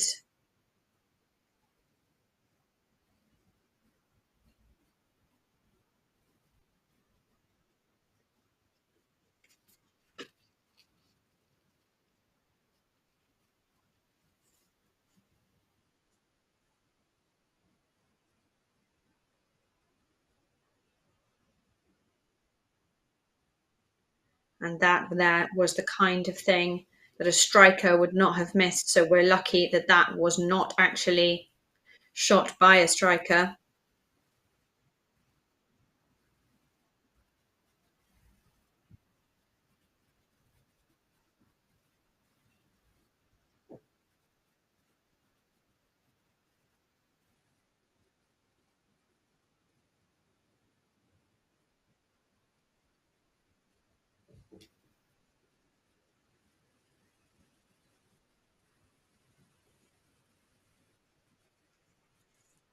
The referee has ordered to go back to the start.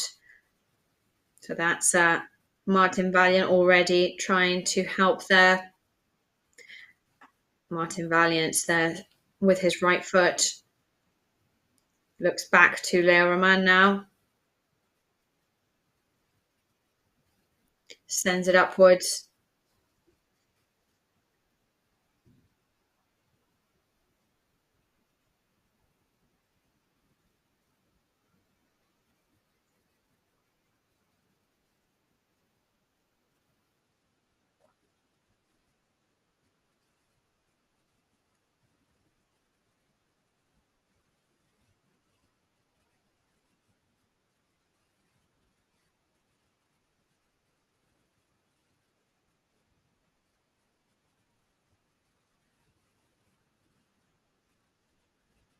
Still 0-0 on the scoreboard right now.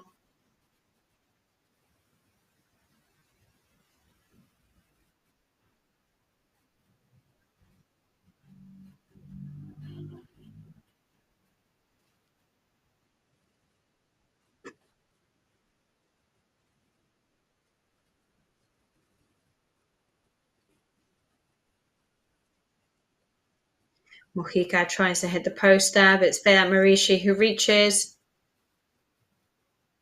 Samuel Costa to Antonio Sanchez now in front of the goal, who forces back to Marici.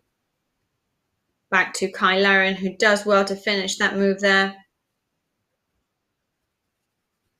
We've got Samuel Costa in a bandage right now. I don't know if he's quite limping as well.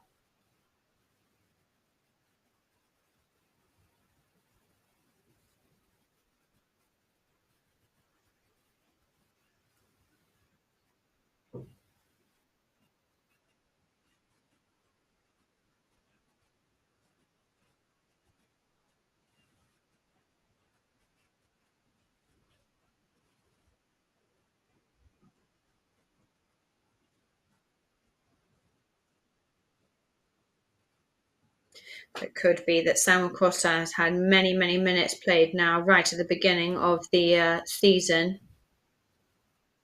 And he really is the kind of player that moves all the way around the field. But Sergi Darder is now in possession.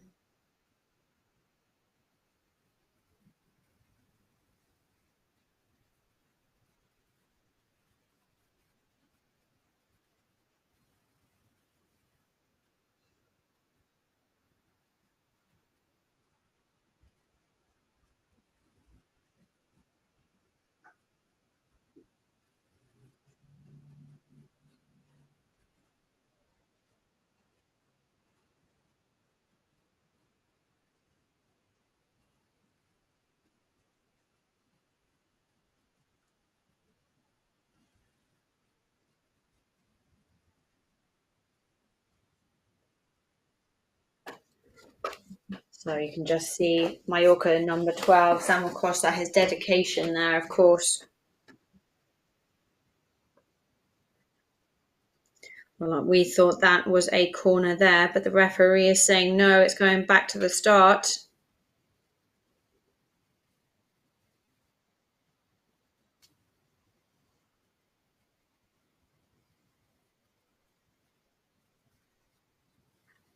Of course, there's no time for changing and trying to convince the referee of other decisions.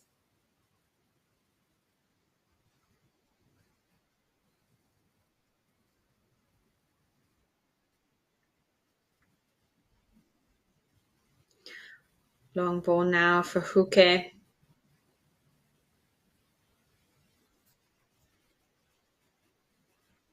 Over to Luque Vacchio. Playing with Mojica. Trying to move away now from Mojica, of course, Lucavacchio.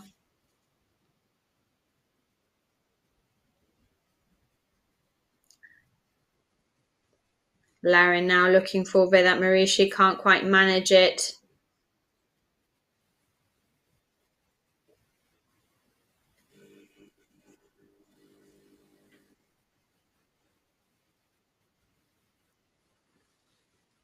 And definitely that looked like a foul on Lucavacchio from our perspective.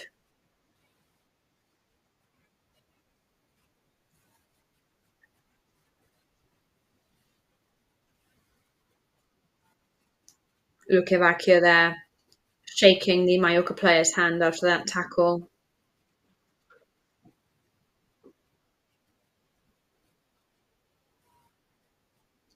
We can see 4 players warming up for Seville now on the other side of the field. We'll see if any of those players are brought on.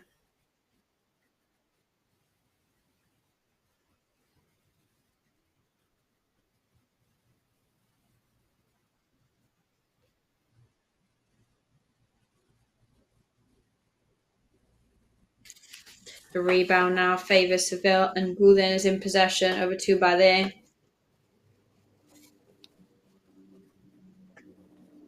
Playing over to Pedrosa.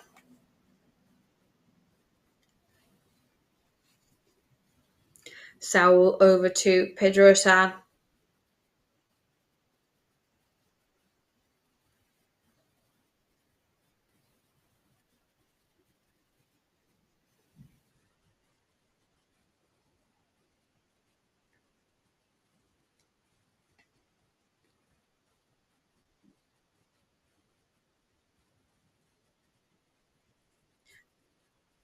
Over to Saul, to Huque now.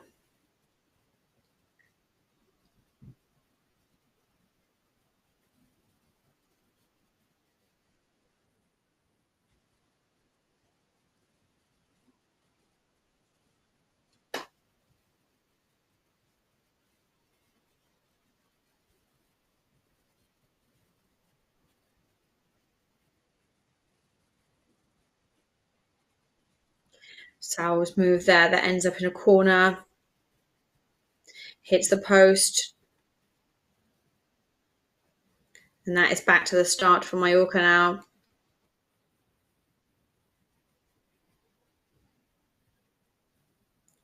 Long ball now from Sergi Darder over to Larin.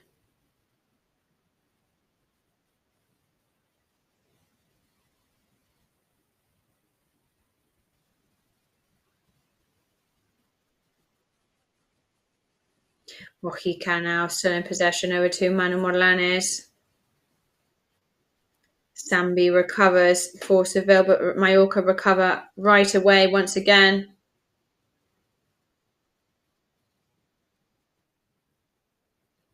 Back to Sergi Darder now. Darder makes a mistake with Maffeo now. Bit of imprecision there.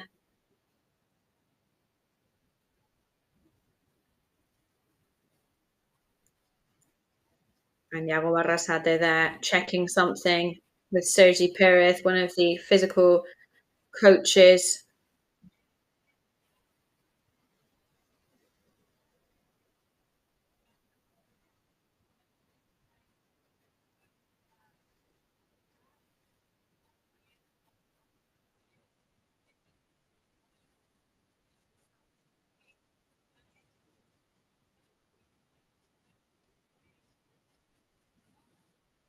Sami Lokonga is off now for Seville.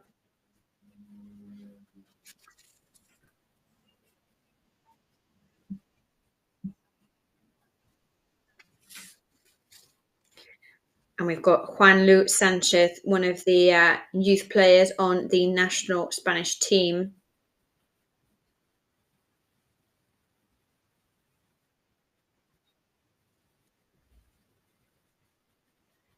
Seville, of course, looking for some freshness in the legs with those changes. And I do think that it is time to make those kind of changes now.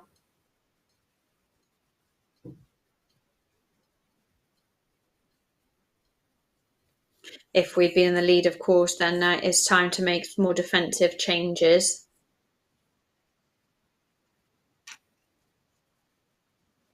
But I think now any changes made and any actions made are going to be very important. And for Mallorca, we've got Dani Rodriguez and Takuma Asano warming up now, and they're going to be the first changes for Mallorca. Also warming up Marc Dominic, Omar Mascarell. So their passes backwards to Martin Valiant.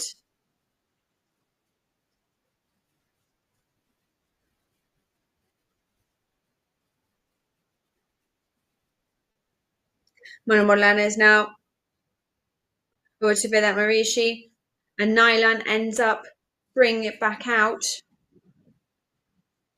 And that was a godsend of a shot for Vedat Marishi.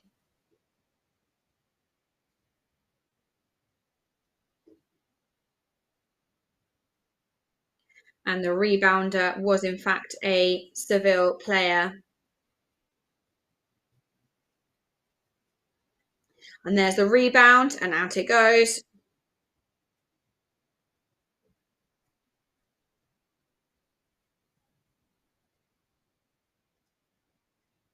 Samuel Costa there had it in his grasp.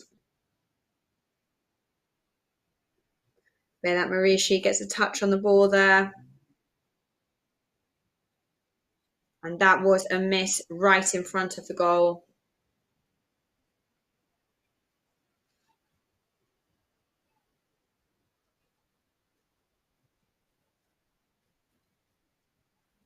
So as we said, Asano and Dani Rodriguez come on as Kyle Larin and Antonio Sanchez take their exit.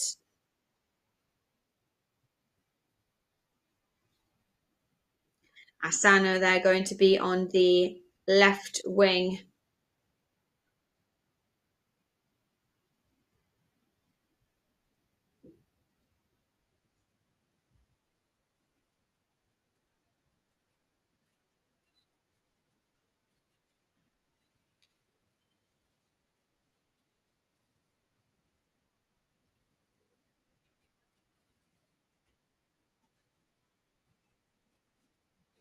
We'll see, of course, how Yago Barrasate decides to place everybody on the field.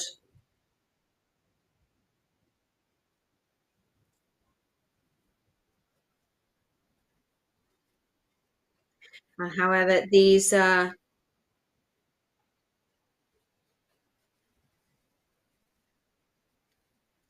changes have definitely refreshed the energy among the fans in the stadium.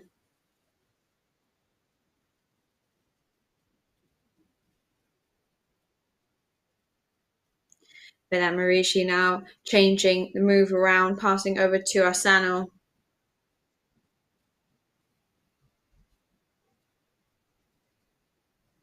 Doesn't seem like anything's going to come of that, but Mallorca recover the ball.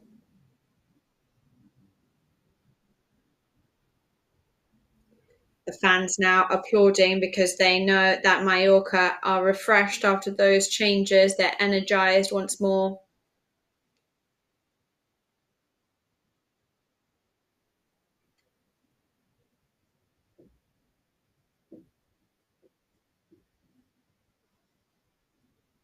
Samuel Costa moving backwards now.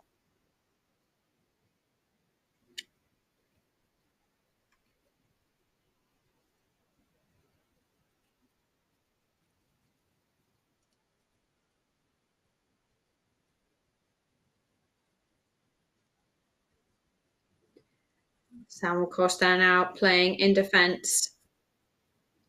Martin Valiant. Short pass over to Raillo. Back to Mojica.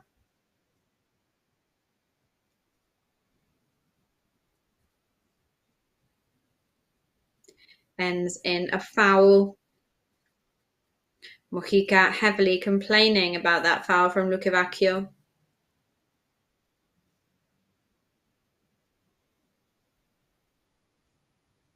And that's been whistled for that throw in there.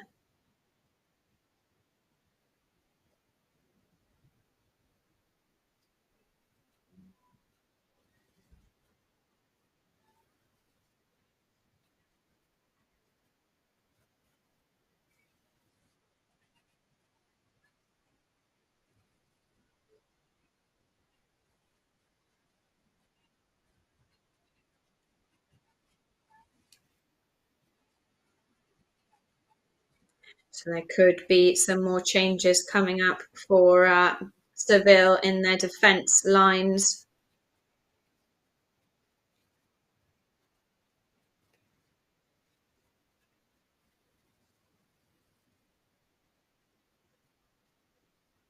It does look like Gudel is on his way out.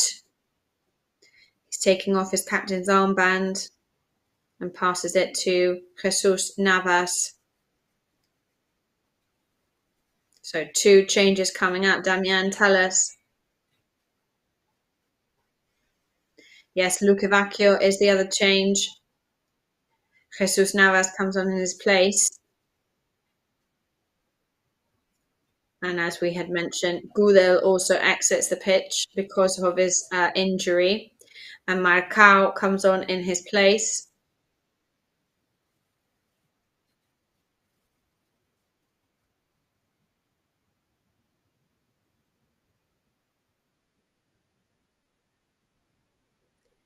Applause there for Jesus Navas.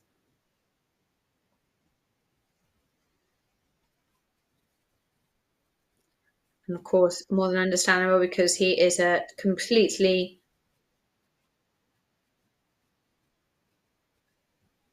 legendary player. But we've got Asano there who shoots. And out it goes. Jesus Navas announced recently that he will not end the season with Seville.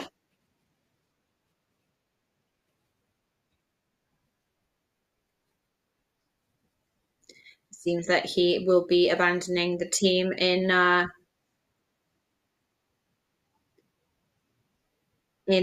January. But of course, Jesus Navas now at the level that he is playing at, more than understandable that he wants to stretch himself as far as he can.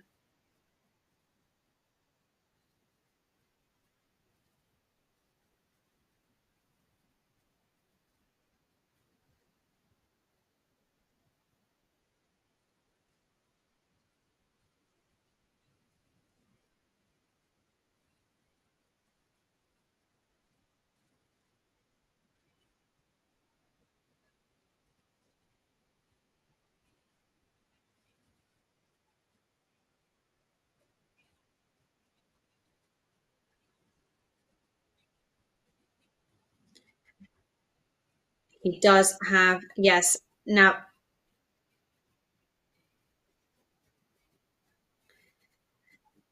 so a announcement produced by Seville was that the contract for Jesus Navas ends on the 31st of December 2024 and he is free to go wherever he chooses, in fact.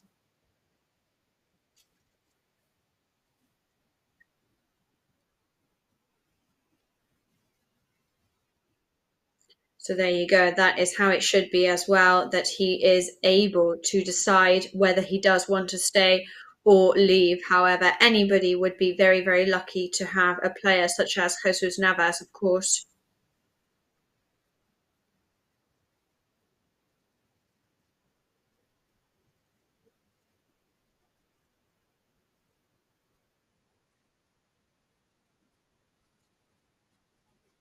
Isak now opening up to Huque.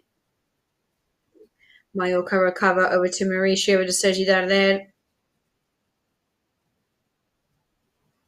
Mauricio there trying to get a foot in the box, but it's going to be Raillo who ends up in possession. Applauded by Martin Valiant after that last action.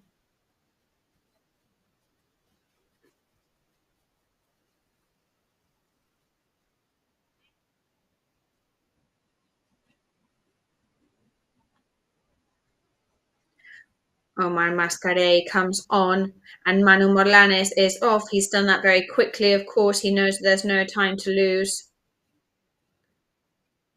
So that is the third change for Yago Barrasate.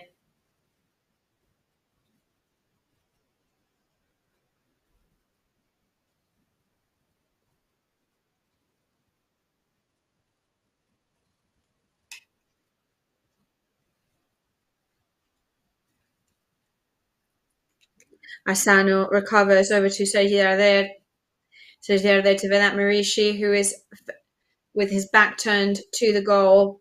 Sergi Darder once again over to the left-hand side.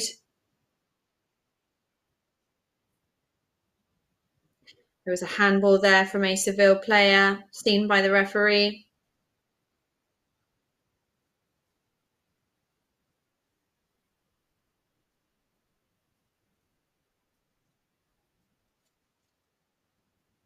Jesus Navas now.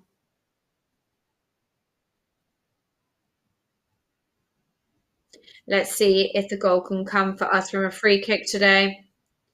That could be the first one. Falls to the left-hand side.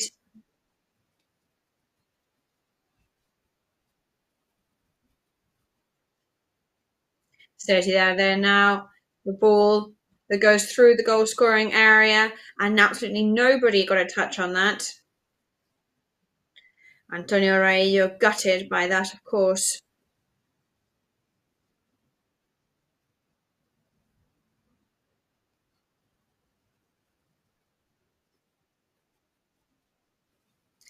It looked like Antonio Raillo was closest to the ball there. There was a water break in the second half. We've gotten used to these kind of necessary water breaks. Over to Vedat Marishi now, who cuts off, and then there's a shot there into Nyland's hands.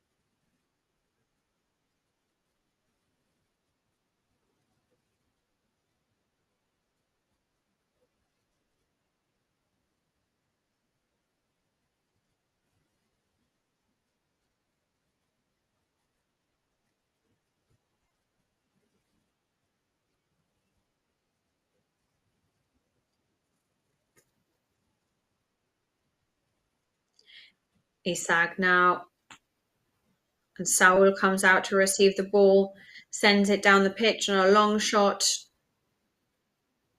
Martin Valiant now, Leo Roman, straight back to Martin Valiant.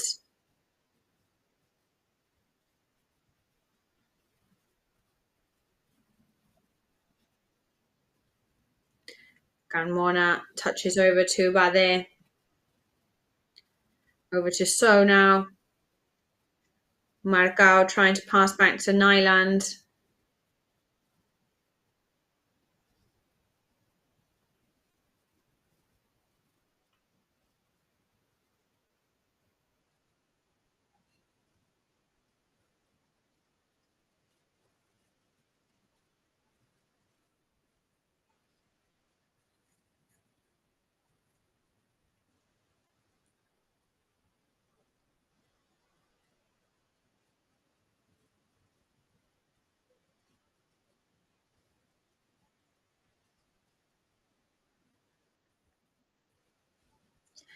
Recovery of the ball now by Pablo Maffeo.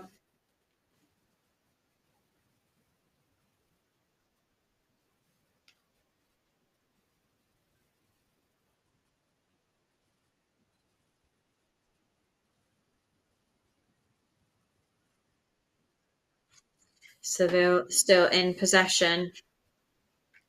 Over to Huque, who we hadn't mentioned for a while, which is of course good news for us.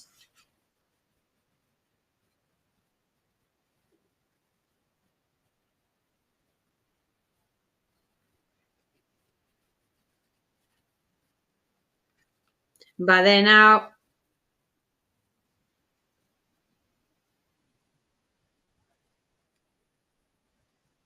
Looking for Marici at the top of the field.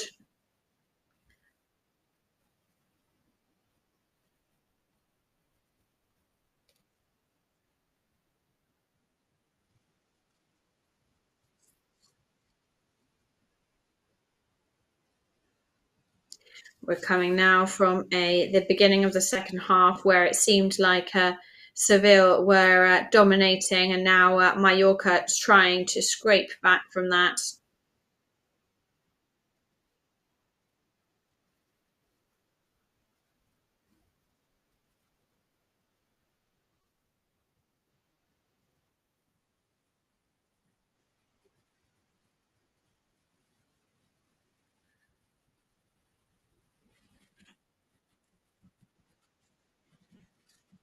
So we're going to see what happens now, because we are also going to have our chances.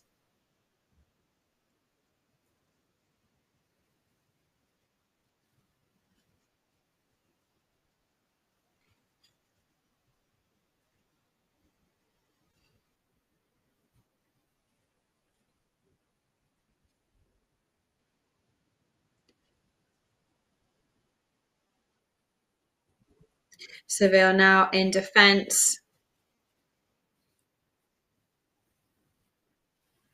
Seville over to So, opening up to the left-hand side. Pedrosa.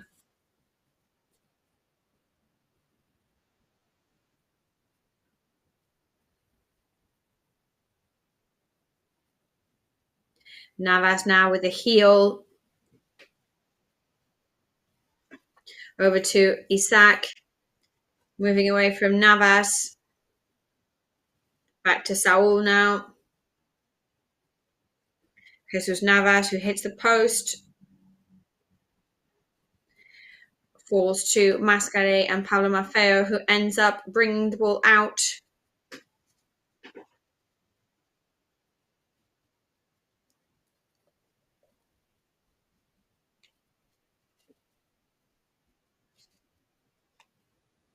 Back to Seville now.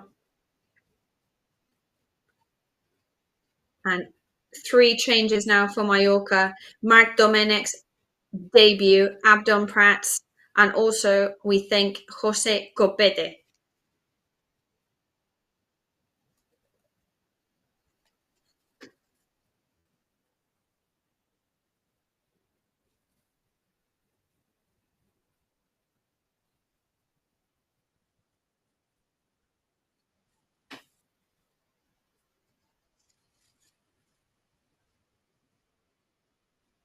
Seville still insisting there, still trying.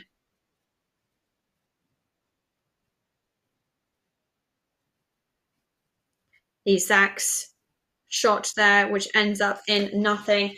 Back to Leo Roman, where there's going to be the changes happening now.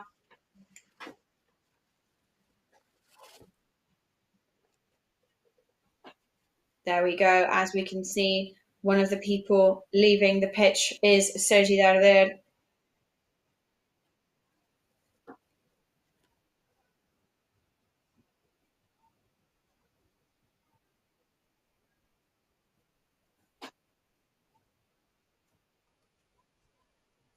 So a double change on the offense ranks.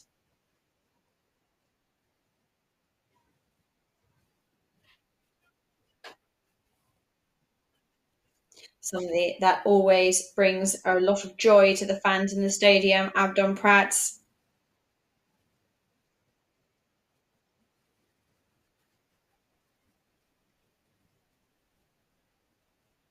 Asano moves away there perfectly from the goal. Abdon applauds Asano after that action there. It's the third corner of Mallorca.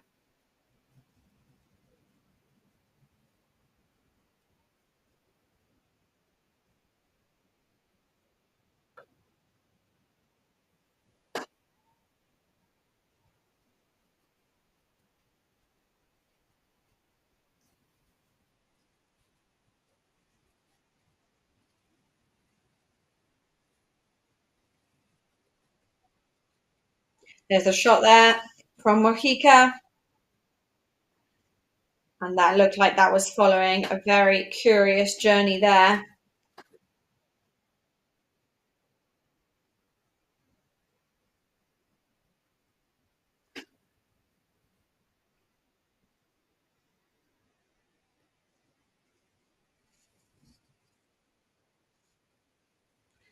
Unfortunately, the goal has not arrived yet, but that is what being in First Division in La Liga is all about.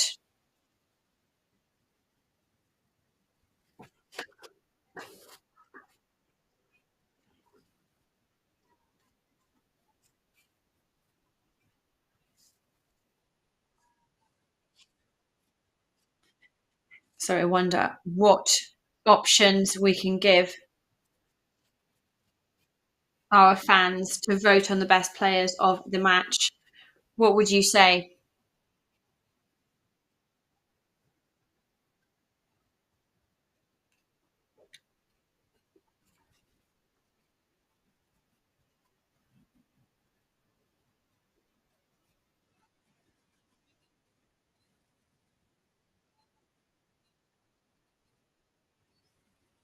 So I'm going to give you the opportunity to choose the first player.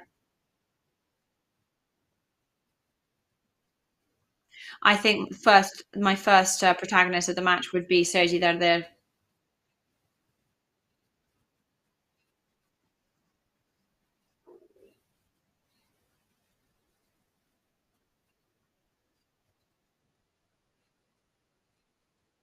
I'm going to go for the player that's done 100 caps today, Pablo Maffeo. I've been really impressed with him.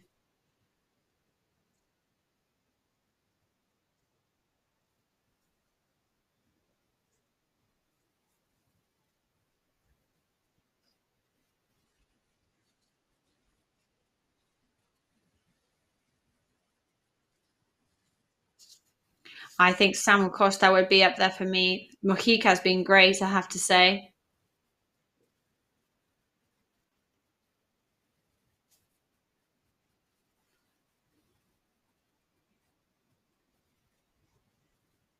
He did definitely win some battles against the Seville rivals.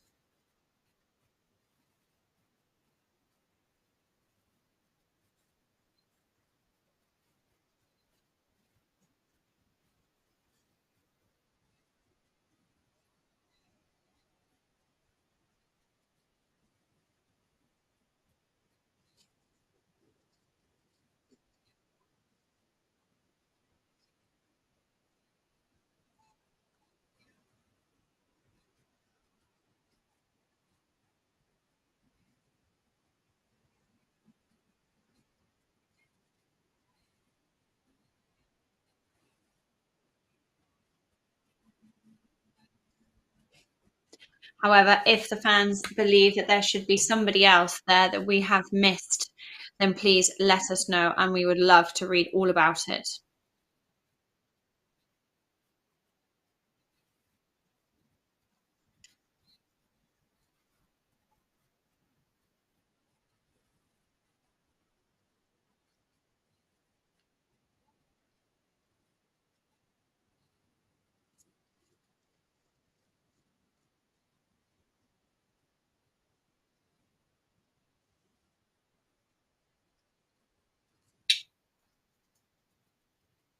Carmona brings the ball back into play pretty quickly.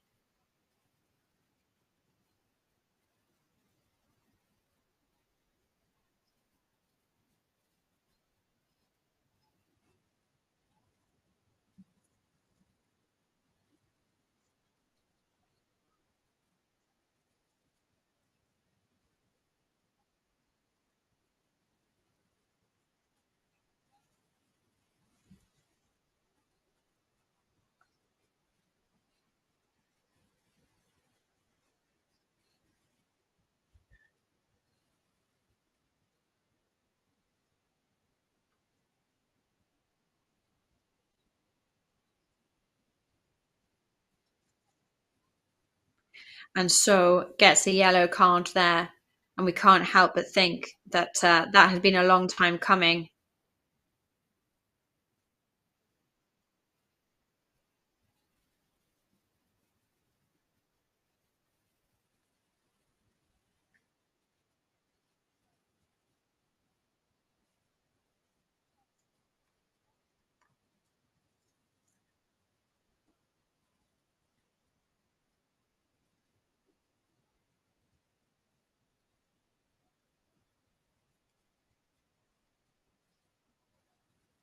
Samuel Costa in possession now, over to Dani Rodriguez.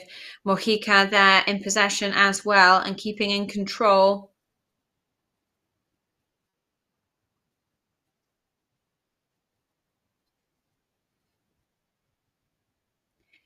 Dani Rodriguez there, fouled again.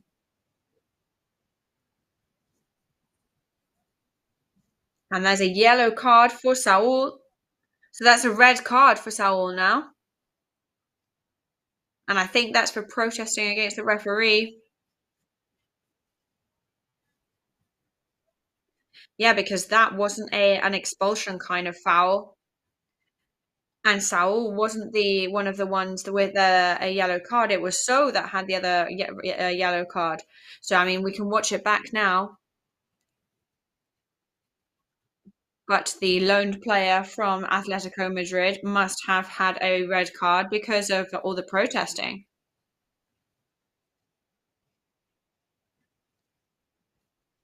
So there's a change happening now in Seville. We'll see who's going to be brought on.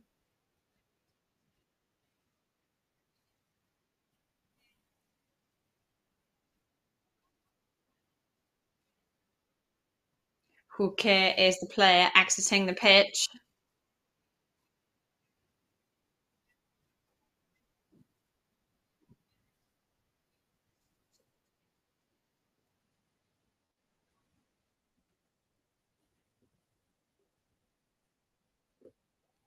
And there's a rebound for Mallorca, but out it goes.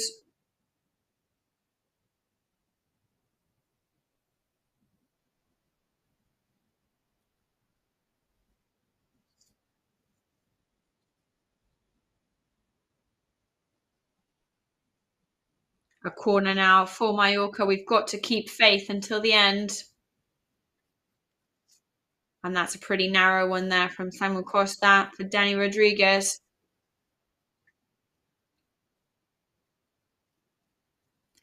Out the ball goes. So first of all, Damian, how much extra time have we got? We've got 4 minutes. We're going to reach minute 94 today.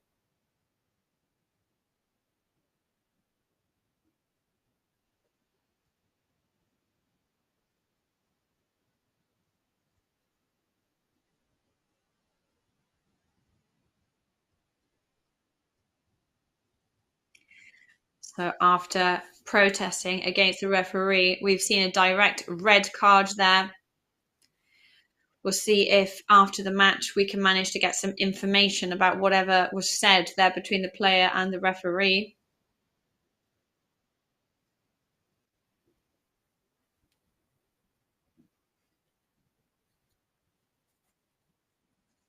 We're now coming into 91.5 minutes gone.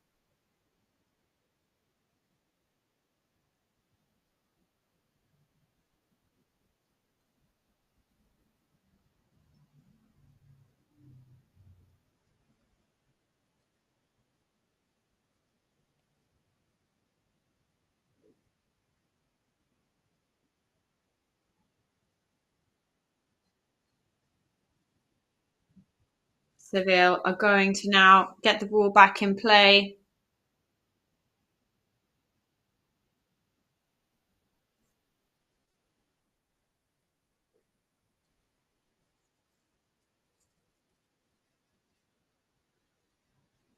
Marc Dominic now recovers the ball and passes over to Samuel Costa.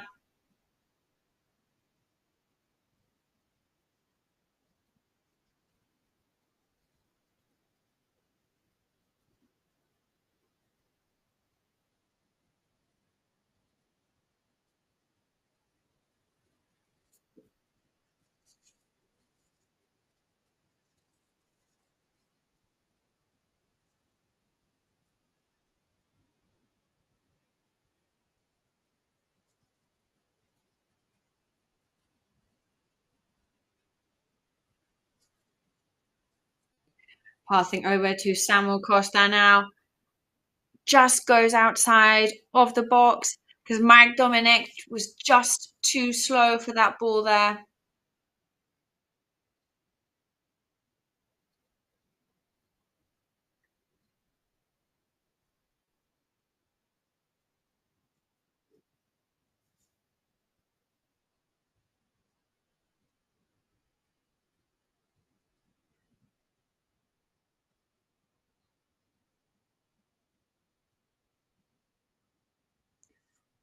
And there's a rebound in favour of Seville.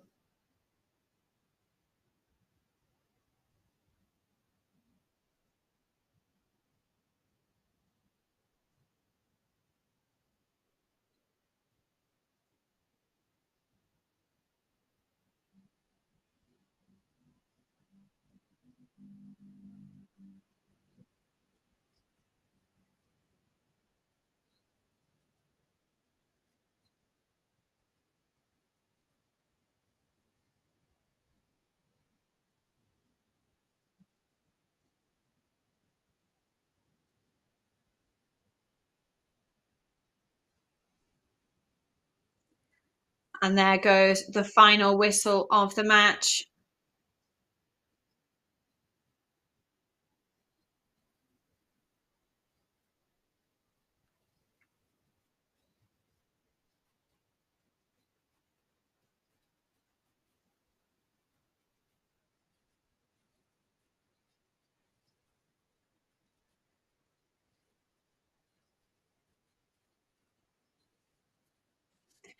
Those are, of course, moments in this match where they just really make you jump onto your feet. And all of those moments in this match we can have attributed to Mallorca.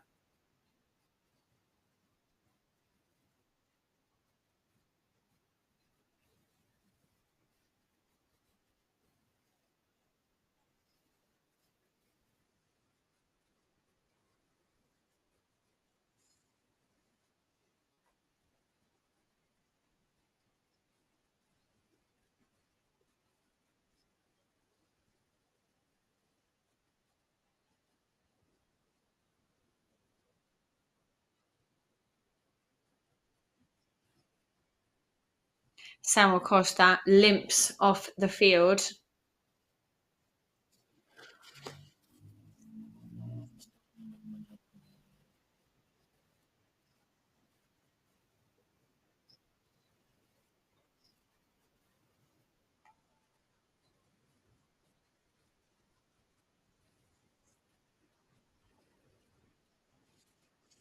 So our wise Mallorca fans have decided that the best player in the match was Sergi Darder with 31% of the votes.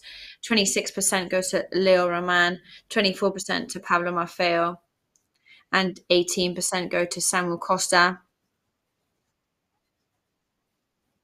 So nobody move, because we will have many people to talk to very soon.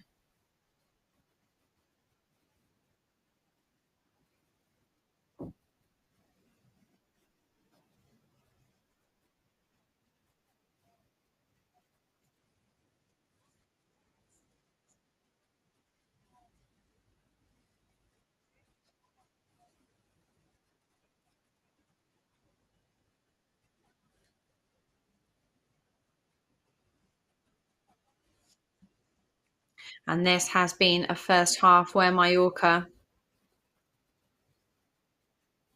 have been very balanced.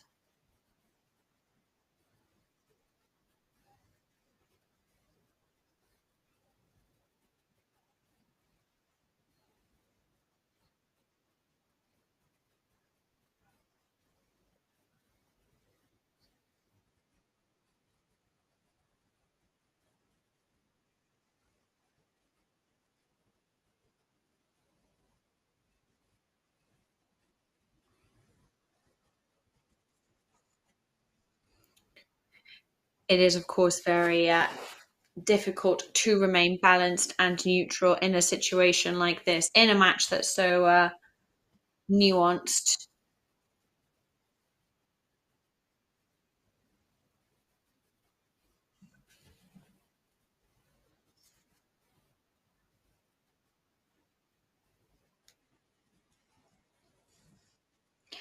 I was a real fan of Leo Roman today. So obviously it's very difficult to decide between Leo Roman and Dominic Grave.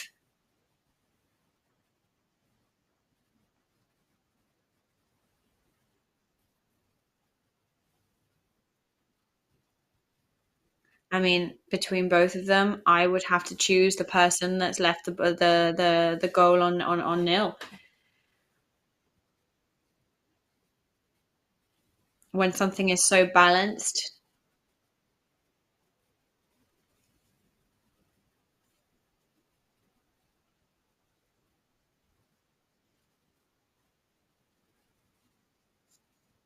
I would give another chance to Leo Roman from now on and see how he deals with a match away. But I think his level was really high today.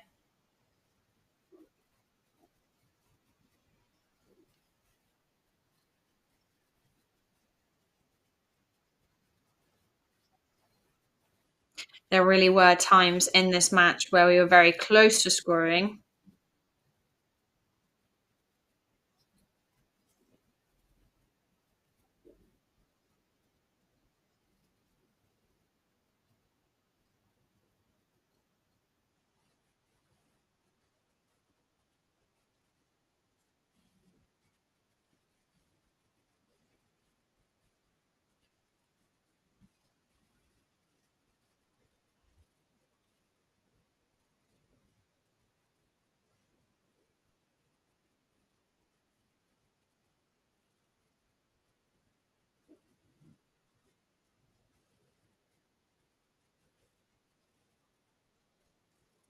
Of course, the more tired the players are, the more difficult it becomes to keep chasing and keep making the right decisions.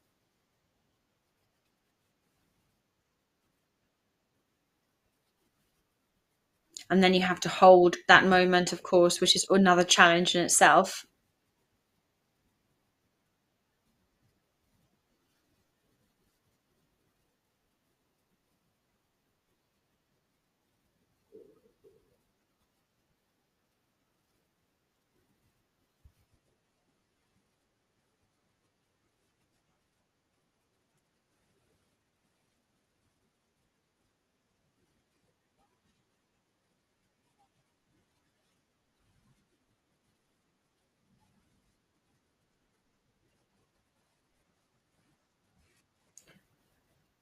So had a close chance there for Seville, and Mallorca had some similar opportunities throughout the match.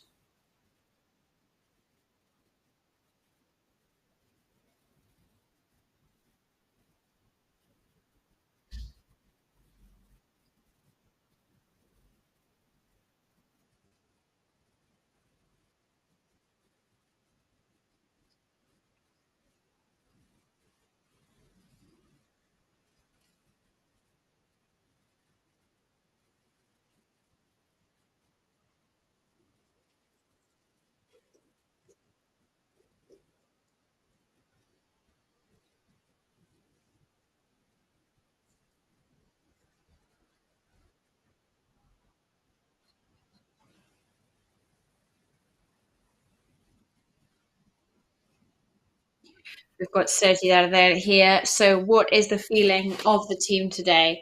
Is it slightly bittersweet, maybe from the last chances we got? Yeah, we knew today was going to be tough.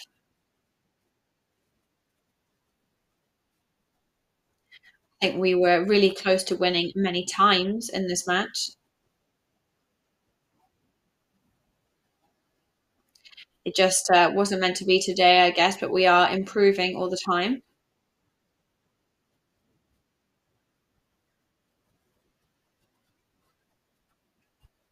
So it's been a bit of a confusing one, right?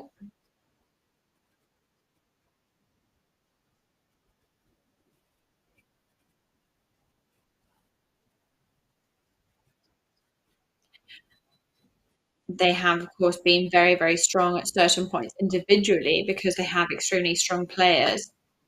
However, we didn't allow them to walk all over us.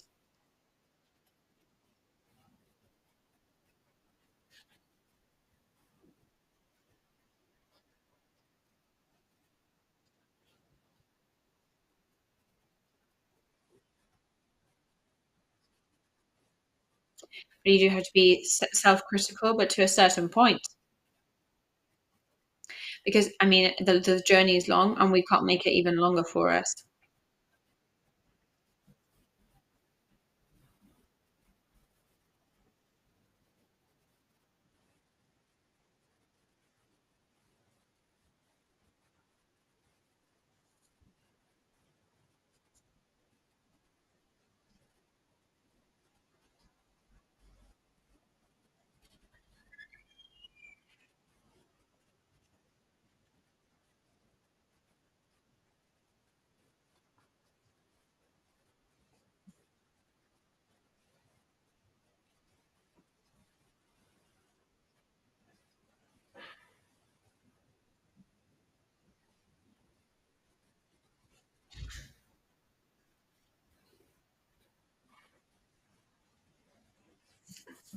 So we were just going over there with Sergio there the second half.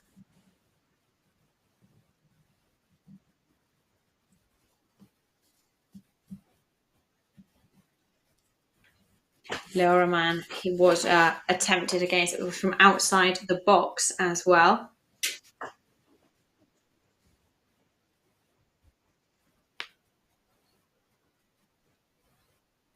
Because Stoll sent it out of the box in the goal scoring area.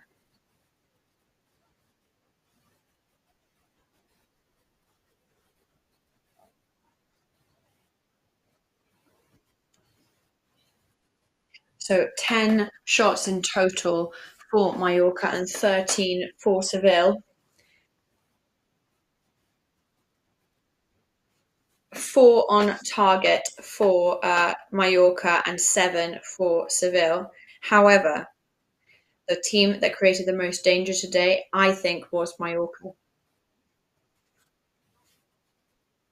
So Sergio there, as he said, they had many chances to win.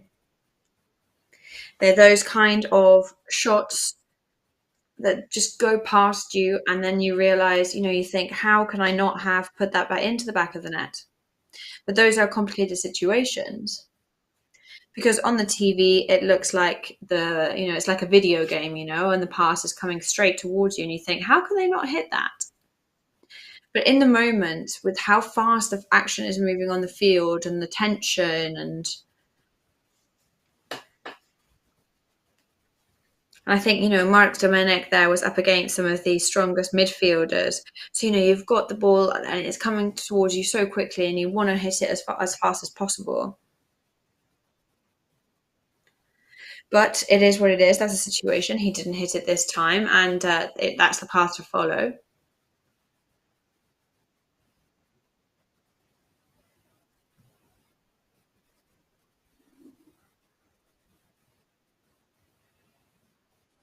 I think a lot was created today to try and win well.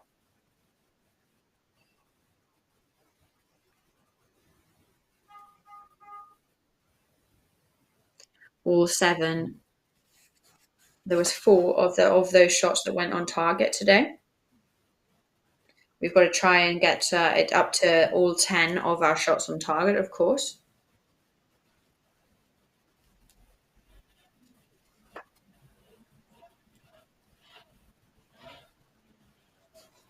And it's all about just trying to get those matches where you hope that we're going to interrupt you there to go and bring you to Pablo Maffeo. So, hello, Pablo. Congratulations for your 100th cap. How do you feel to reach that amazing number? Well, it's my first time in my career to reach 100th cap with Girona. I reached 96. I'm really happy. 99% of my days here have been great. So that's my takeaway, really, which is really important. I've been very happy. I am very happy to be here. And I hope that there can be another 100 caps. How are you feeling after the match today? Because it's true that the last minute, we had so many opportunities there. Is it a bit of a bittersweet feeling? Well, I guess we went from less to more throughout the match. We had a really clear chance for Mike there, then the corner that could have almost even been a penalty. But I guess that will just be as he gains experience and as he plays more games. So it's just about moving forward. It's only 3 matches down. We've got 35 to go. The most important thing is that every point counts to reach that final.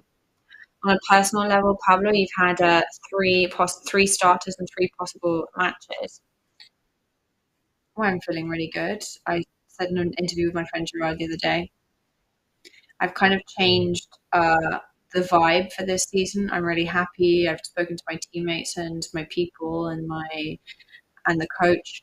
I've surrounded myself by people that help me, and I think it's a big step forward on a personal and mental level. And I think that it's really working out for me. I'm working really well with this new coach. And I think that all of those things together help me to be better. I feel better on the field mentally. And in all honesty, I'm just really happy of all the steps I'm taking. And I think I needed it on a mental level, especially. Well, we hope that that will remain like this from now on. Congratulations. So the words there from Pablo Maffeo that we insist, congratulations on those 100 caps. He said that in Girona he remained on 96, which is already incredibly impressive. So now we're talking to Samuel Costa. So good evening to you. We can see you with ice on you. How did you finish the match? Well, I got a blow to the leg at the beginning, which left me pretty screwed for the rest of the match. Just, yeah, I mean, yeah, we didn't win today, and when we don't win, I get annoyed. It is what it is. I think there were moments and chances today for both teams, right? Yeah, it was really intense game, competitive. We had a good team. We haven't won, and I want to win. I don't know what else to say. And what did you think of the team physically today? Because it's the second out of the three in a week. How do you think the team's doing in that sense? Well, it doesn't matter how I see the team. We've got to be at 100%. We've got to do our job at home. We've got to do our job to recover now, and we need to be fit. That's our job. Okay, Simon, thank you very much. The words from Simon Costa there were pretty critical. I mean, he's somebody who wants to win. He's an absolute gladiator. I don't think that's not a nickname that I've given to him lightly. You can tell that on the pitch. He's really tough. He's somebody who doesn't like to lose. It's amazing to have a player like that in the locker room. I mean, you know that better than anybody. He's that guy that when you can't do it anymore, he's that one that spurs you on. Yeah, just to see how much he kills himself to reach every ball. You know, you look at that and you think, I've got to give more for myself as well.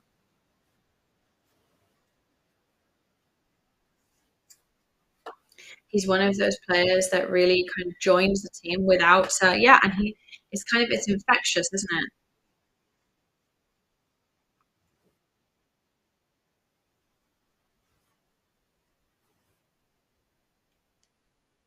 So we've got Samuel Costa there, and we're going to just go to Damian to see if we've got anybody else that we need to talk to.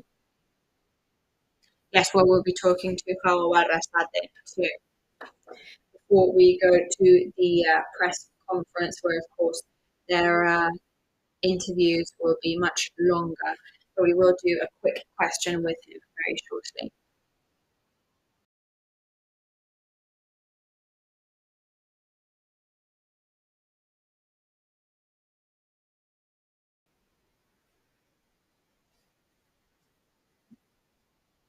So nobody move because we will be talking to some more protagonists.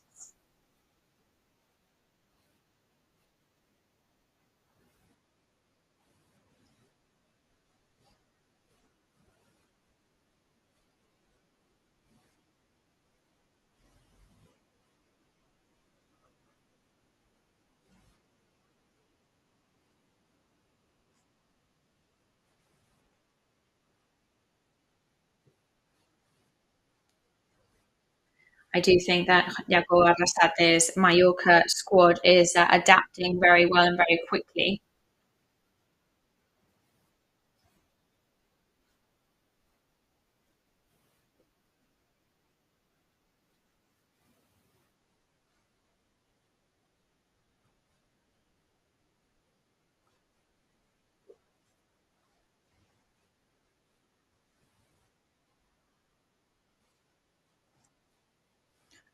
I think, yeah, we've got a coach right now who is really a 4-3-2-1 formation fan. He loves to actually play football. He loves to be in possession. And that's very motivating. Whenever somebody new arrives, it's always got to be in a positive sense.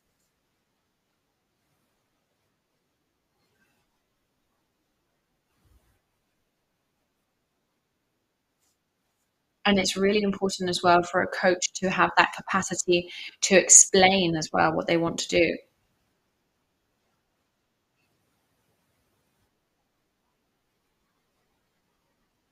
I mean, of course, we can't get too overexcited or too convinced on anything at the end of the day because we've only done 3 matches so far.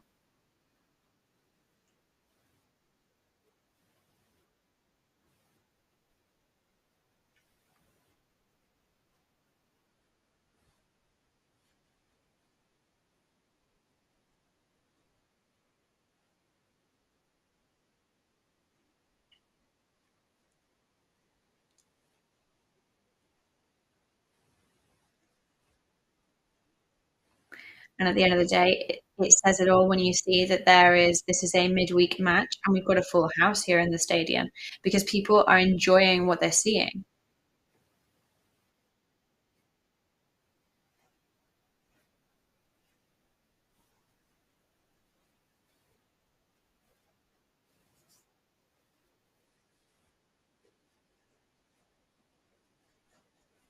You've got people jumping up and down, you've got people screaming and chanting the names of the players. That's a really positive thing as well because people enjoy what they're seeing and people are getting excited about this team.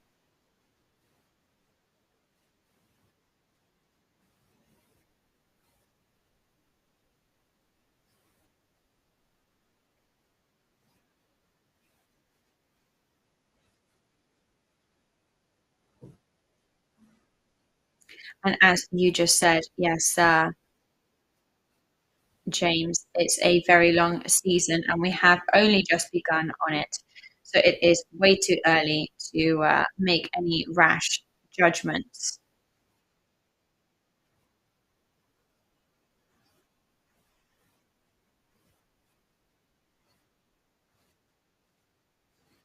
So 2 points in 3 rounds, but so things are definitely still looking positive.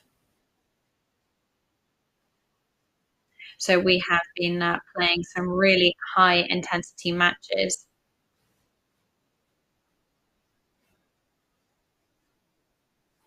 So we've got another match coming up now against Villarreal. So another tough one. Well, the beginning of La Liga are always very difficult, regardless of the team you're up against. We've got, just to rectify that there, we've got Leganés, sorry, which is this weekend. Villarreal is the one after that. So it's a really, really tight schedule.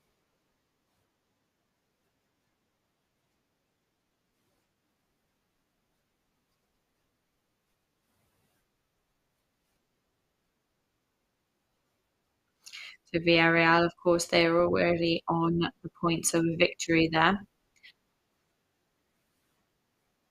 But of course, they had to put blood, sweat, and tears into winning that previous match. And that just tells you how difficult it is to gain points from the beginning of a league.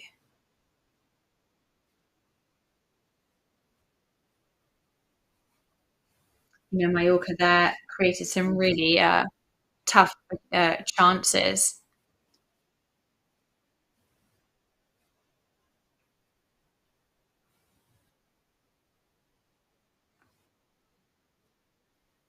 So Mallorca always end up on the rival side of the field and getting those chances and looking to score against Seville or these kind of rivals last season. Maybe they'd fold backwards and kind of try and preserve the scoreboard.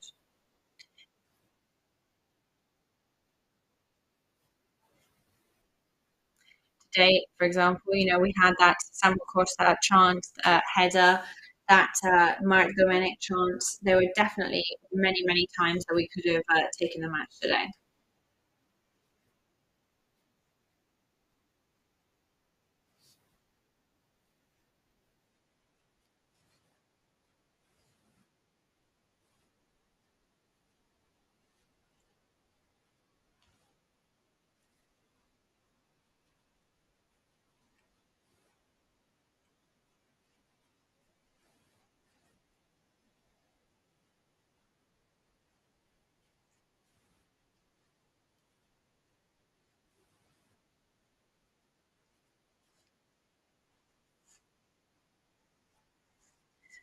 Mark Dominic, his debut today.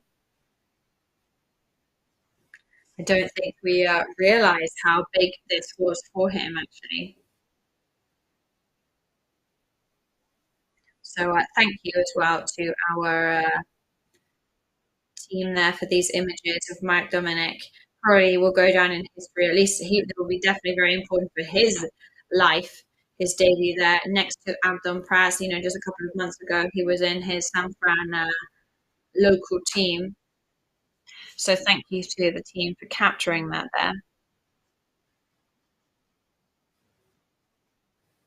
We already spoke about this the day with Vicente Engonga. Yago Arrasate, you know, he both in Villarreal and Osasuna, he's a real fan of looking at the youth team. And he's already proving that that is the way to go.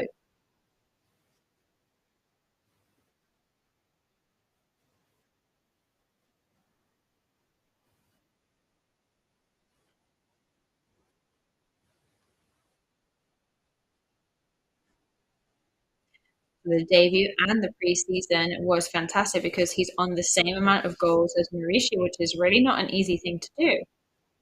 You've really got to be there and you've got to be on the ball. You know, if you're not on the ball, you end up with nothing.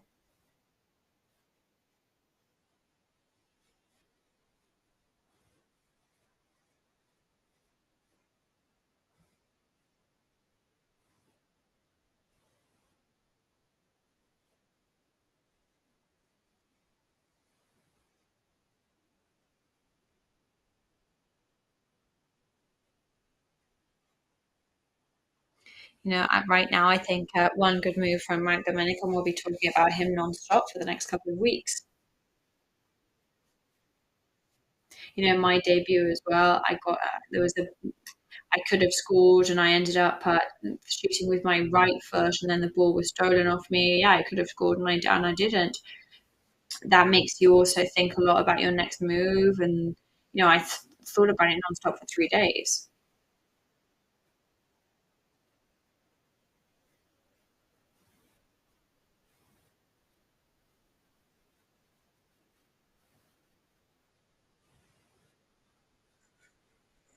And he will definitely now just have to focus on training as much as he can and improving all the time.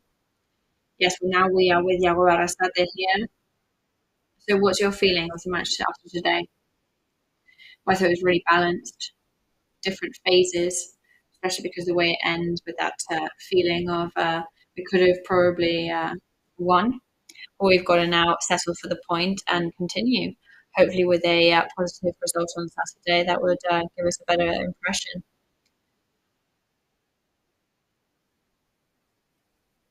So it was tough today, right?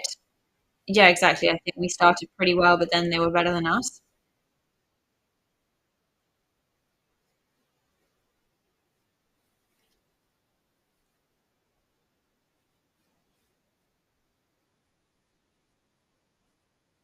I think that last chance there for Mark was a real shame because that would have been an incredible debut for him, obviously.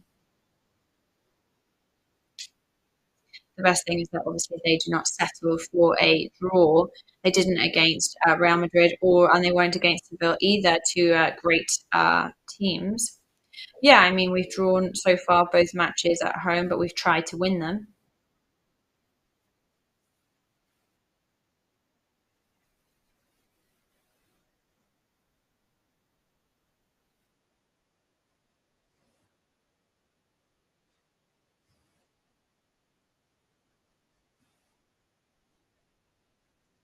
So as Yago was saying there, the victory has to arrive and it must be on its way. So just going over today's match, I had not even said goodbye to them yet, actually. So that's the first thing we need to do. So now we haven't got anybody else that we're waiting to talk to right now. Don't worry, Yolens, that's absolutely fine. We're not going to be speaking to anybody else today.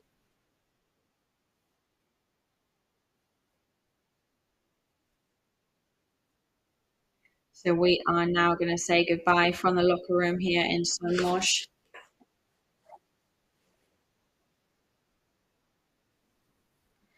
our takeaway is the last thing that Yago Barra said there.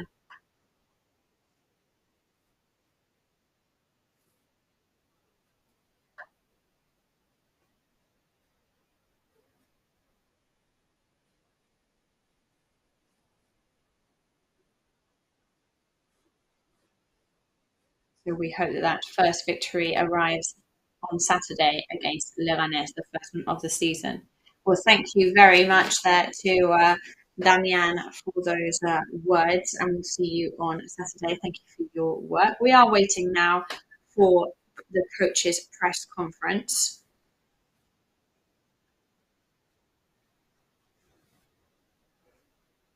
So Leganés match coming up. What do you think? It's going to be a tough one. They've just come up to the first division. They're going to be very excited to prove that they deserve to be there from the first match. They'll try and surprise some teams and catch them off guard.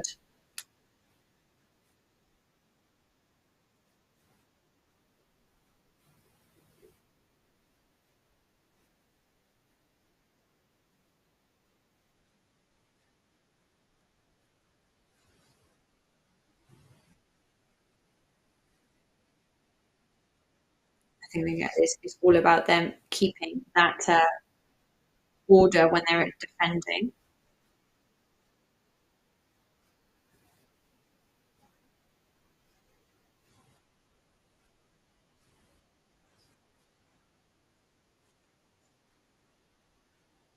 28th of August. Tomorrow they are playing Leganes is playing Valladolid. So we will be keeping an eye out on that match as well.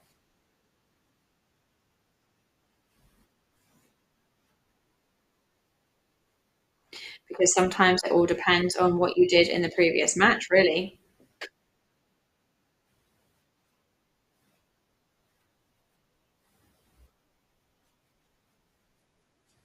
Yeah, it's all about the score, of course, but also the feeling you get at the end of each match. You know how the players' legs feel on the field.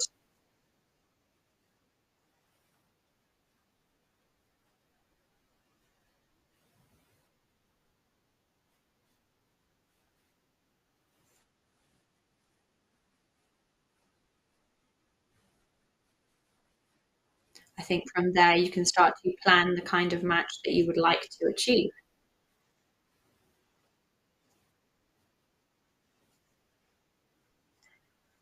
At the moment, however, lots of respect to Mallorca's injuries.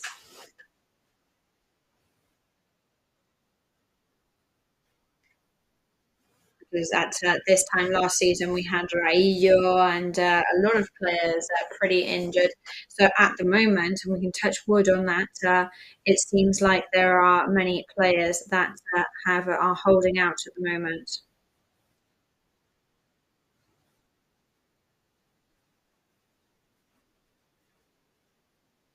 So Sevilla, they were saying that at some point they were lacking freshness.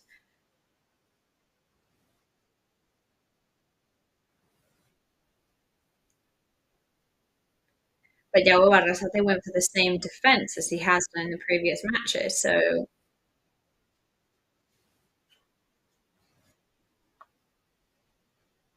now he has changed to Manu Morlanes, and also but Danny Rodriguez and Asano were able to rest for most of the match. But where did you think they looked the most tired?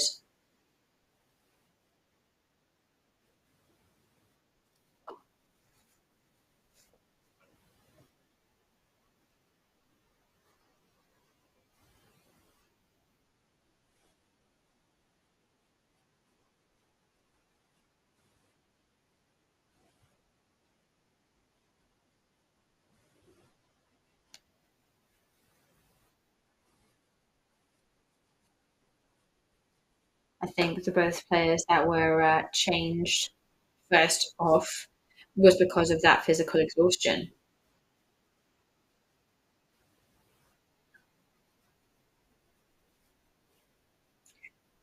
I think then, of course, it depends on which ones are the most physical players that you've got.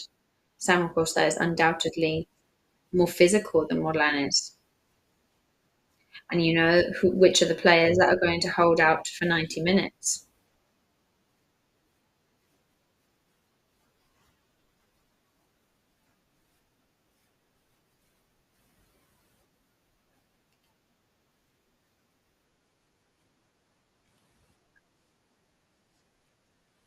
I think Maurici definitely looked pretty tired towards the end.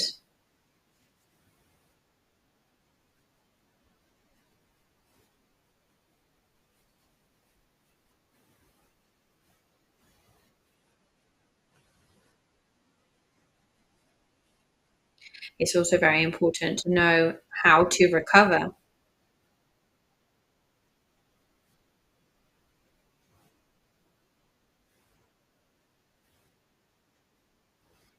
So we played on Saturday, we've played again today, and now we're playing once again on Saturday.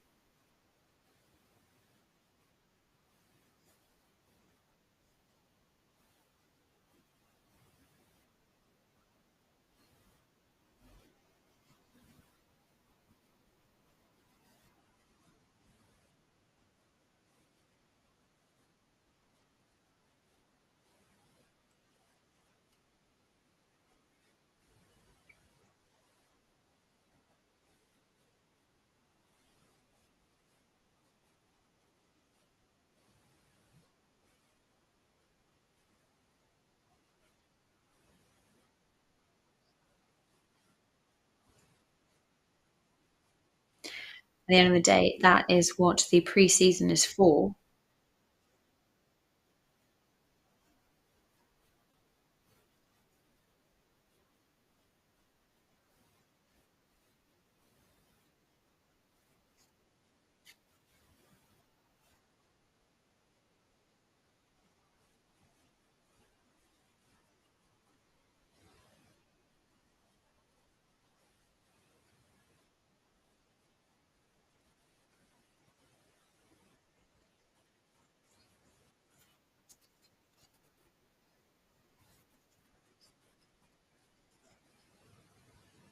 We're going to hear from García Pimienta in his press conference.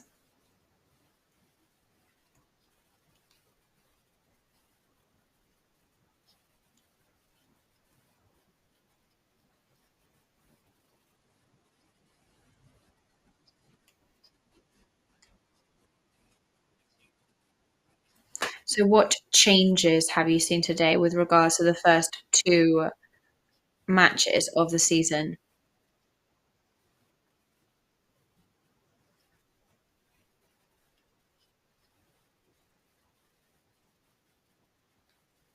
Well, I think we've done something different this season than the last season.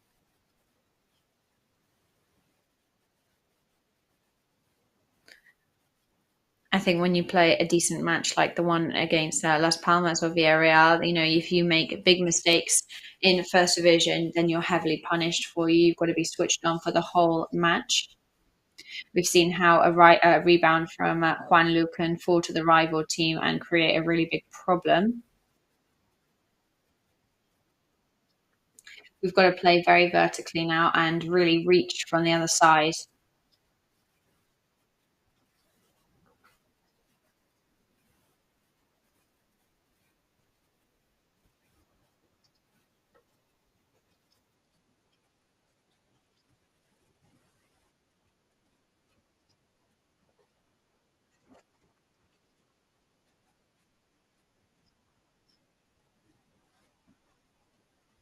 So, were you able to talk about the sending off of Saul?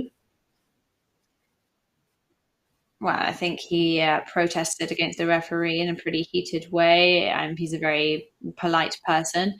We're talking about the 90th minute, everybody very tense, very nervous, Mallorca putting the pressure on.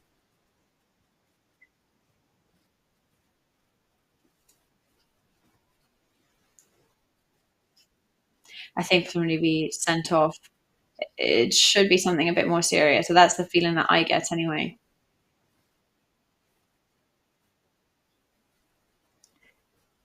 However, knowing Saul, I know that he's not somebody who is usually rude to referees or shows a lack of respect to anybody.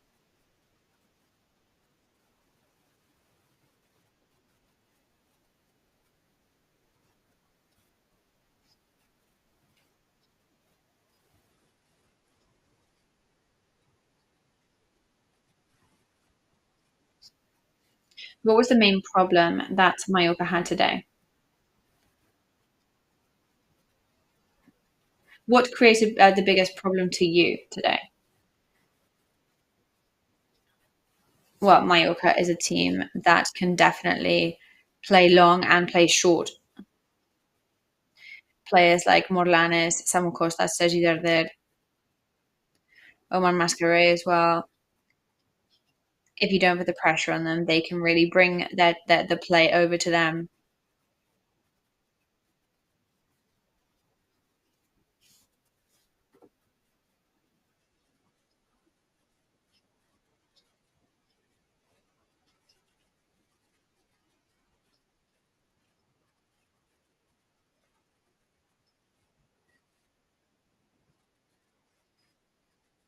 I think the match was pretty positive.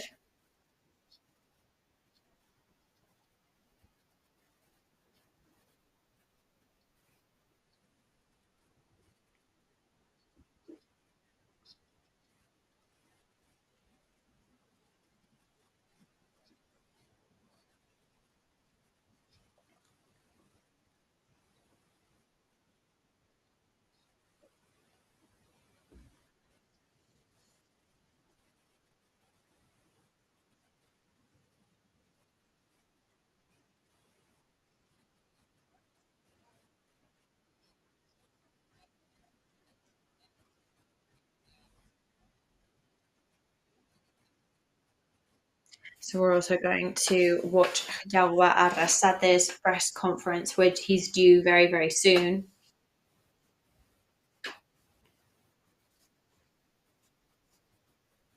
So was potentially the most dangerous player from Seville in the game today. And we can only imagine what Sal must have said to the referee in order to warrant a red card.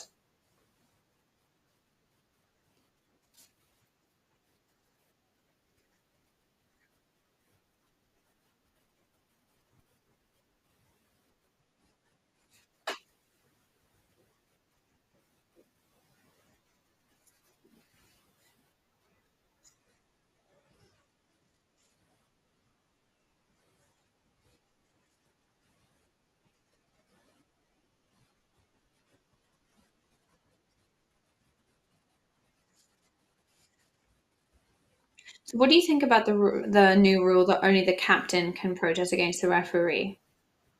Well, I think that's good because when something happens and it's a pretty heavy thing, there's like, 5 or 6 guys already going there, really being pretty aggressive to the referee who's already suffering abuse from the fans in the stadium.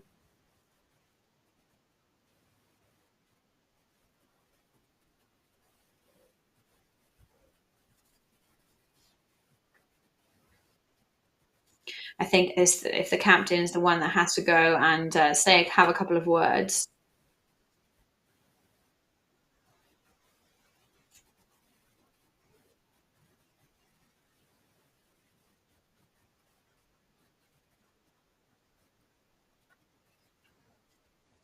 But yeah, imagine if the captain is the goalkeeper, and so then you've got to go from being the goalkeeper, and it's just kind of thinking, I mean, I'm not going all that way to protest. Well, I mean, it can happen, but I imagine that would be quite a difficult situation.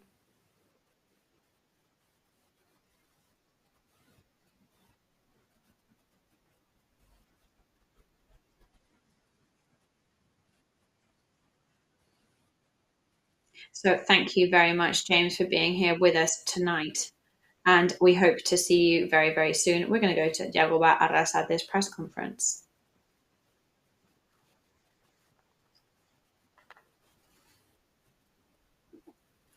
Well, I think you summarised the match pretty good there. It was a game that had different phases to it. I think during several phases of the match until like the 55th or 60th minute. I think until we brought Samuel back to Manu Morlanes' height, because there were really long returns there from the other team. I think those were the best minutes of the match. Marishi's chance that was made us more comfortable. And then, of course, Mark's chance towards the end on his debut day in First Division, that would have been ideal for him, but it wasn't meant to be.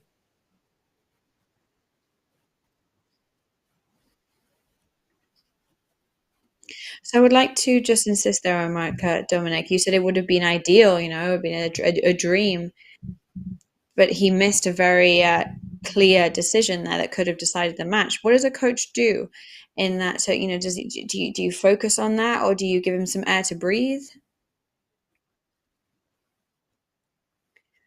No, it's true that obviously he was a pretty subdued now, but I congratulated him, first of all, because of his debut. I said, "Thank you for giving me the debut," and I said, "You played today because of that, because you've been great." And he's been playing pretty special, and that he could have those chances on the left-hand side. I think he's really good at everything he does.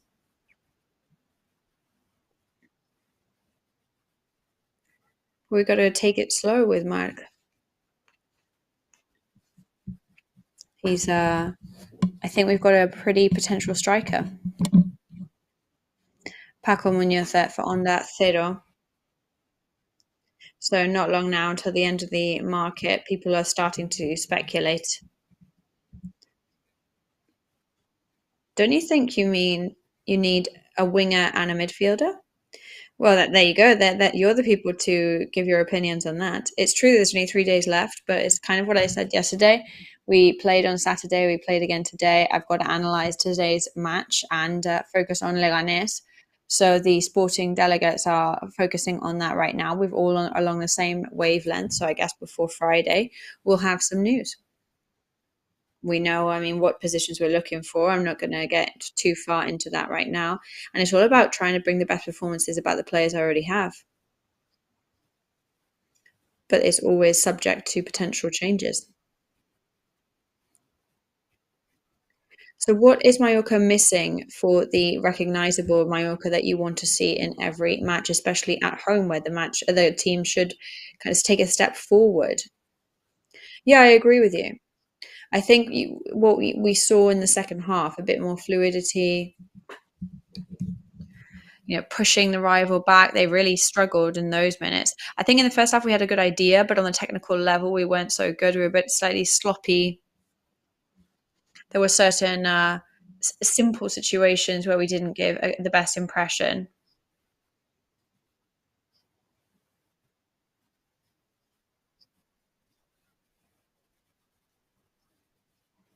But I think that slowly but surely we just need to take a step forward and improve.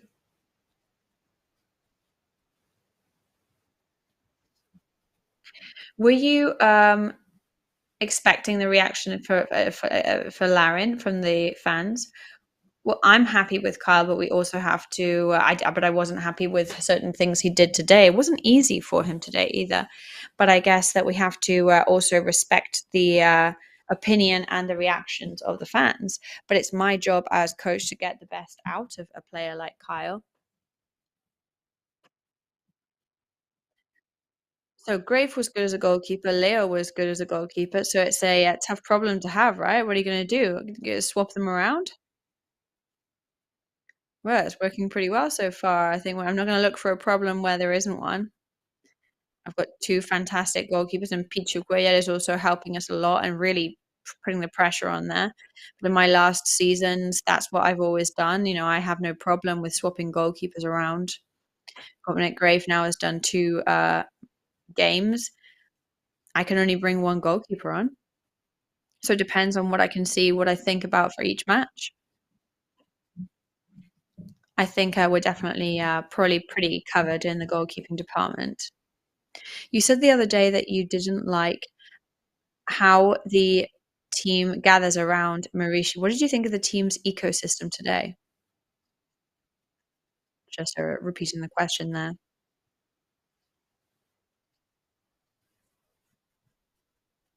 Well, in the first half, I think that the unmarks from Kyle were a bit too early. I think that you got to wait a little to go for those kind of shots. And then I think when Taku came on, we saw that he's a very lively player. He plays pretty close to Maurici.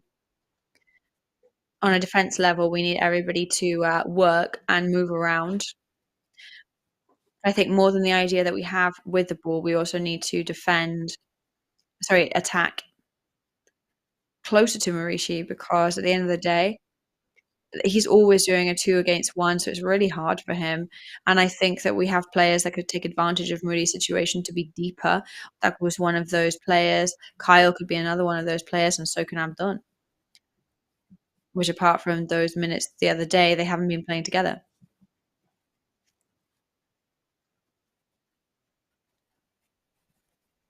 So what do you think of our Japanese player so far? Well, I think he's done a really good preseason, and I think he was great against Real Madrid the other day in Pamplona. He had a really good chance, even though the team didn't play very well. And today he brought us some energy and depth that we really needed. I think he's a player that's important for us, whether it's playing from the start or you give so much importance to the lineup, which is true. It's true. It is important. But as a coach, I think about many more things as well. So if there's no more questions, we're going to leave that there. So that was Yagoba Arrasade's press conference there. So that is it from us today in Play Red Live. We are back on Saturday for more La Liga. Mallorca playing versus Leganés. And we are going to leave it here in that positive draw today for Mallorca against García Pimienta's Seville. It's 0-0 in Somos Stadium today. Thank you very much for watching. Visca Mallorca.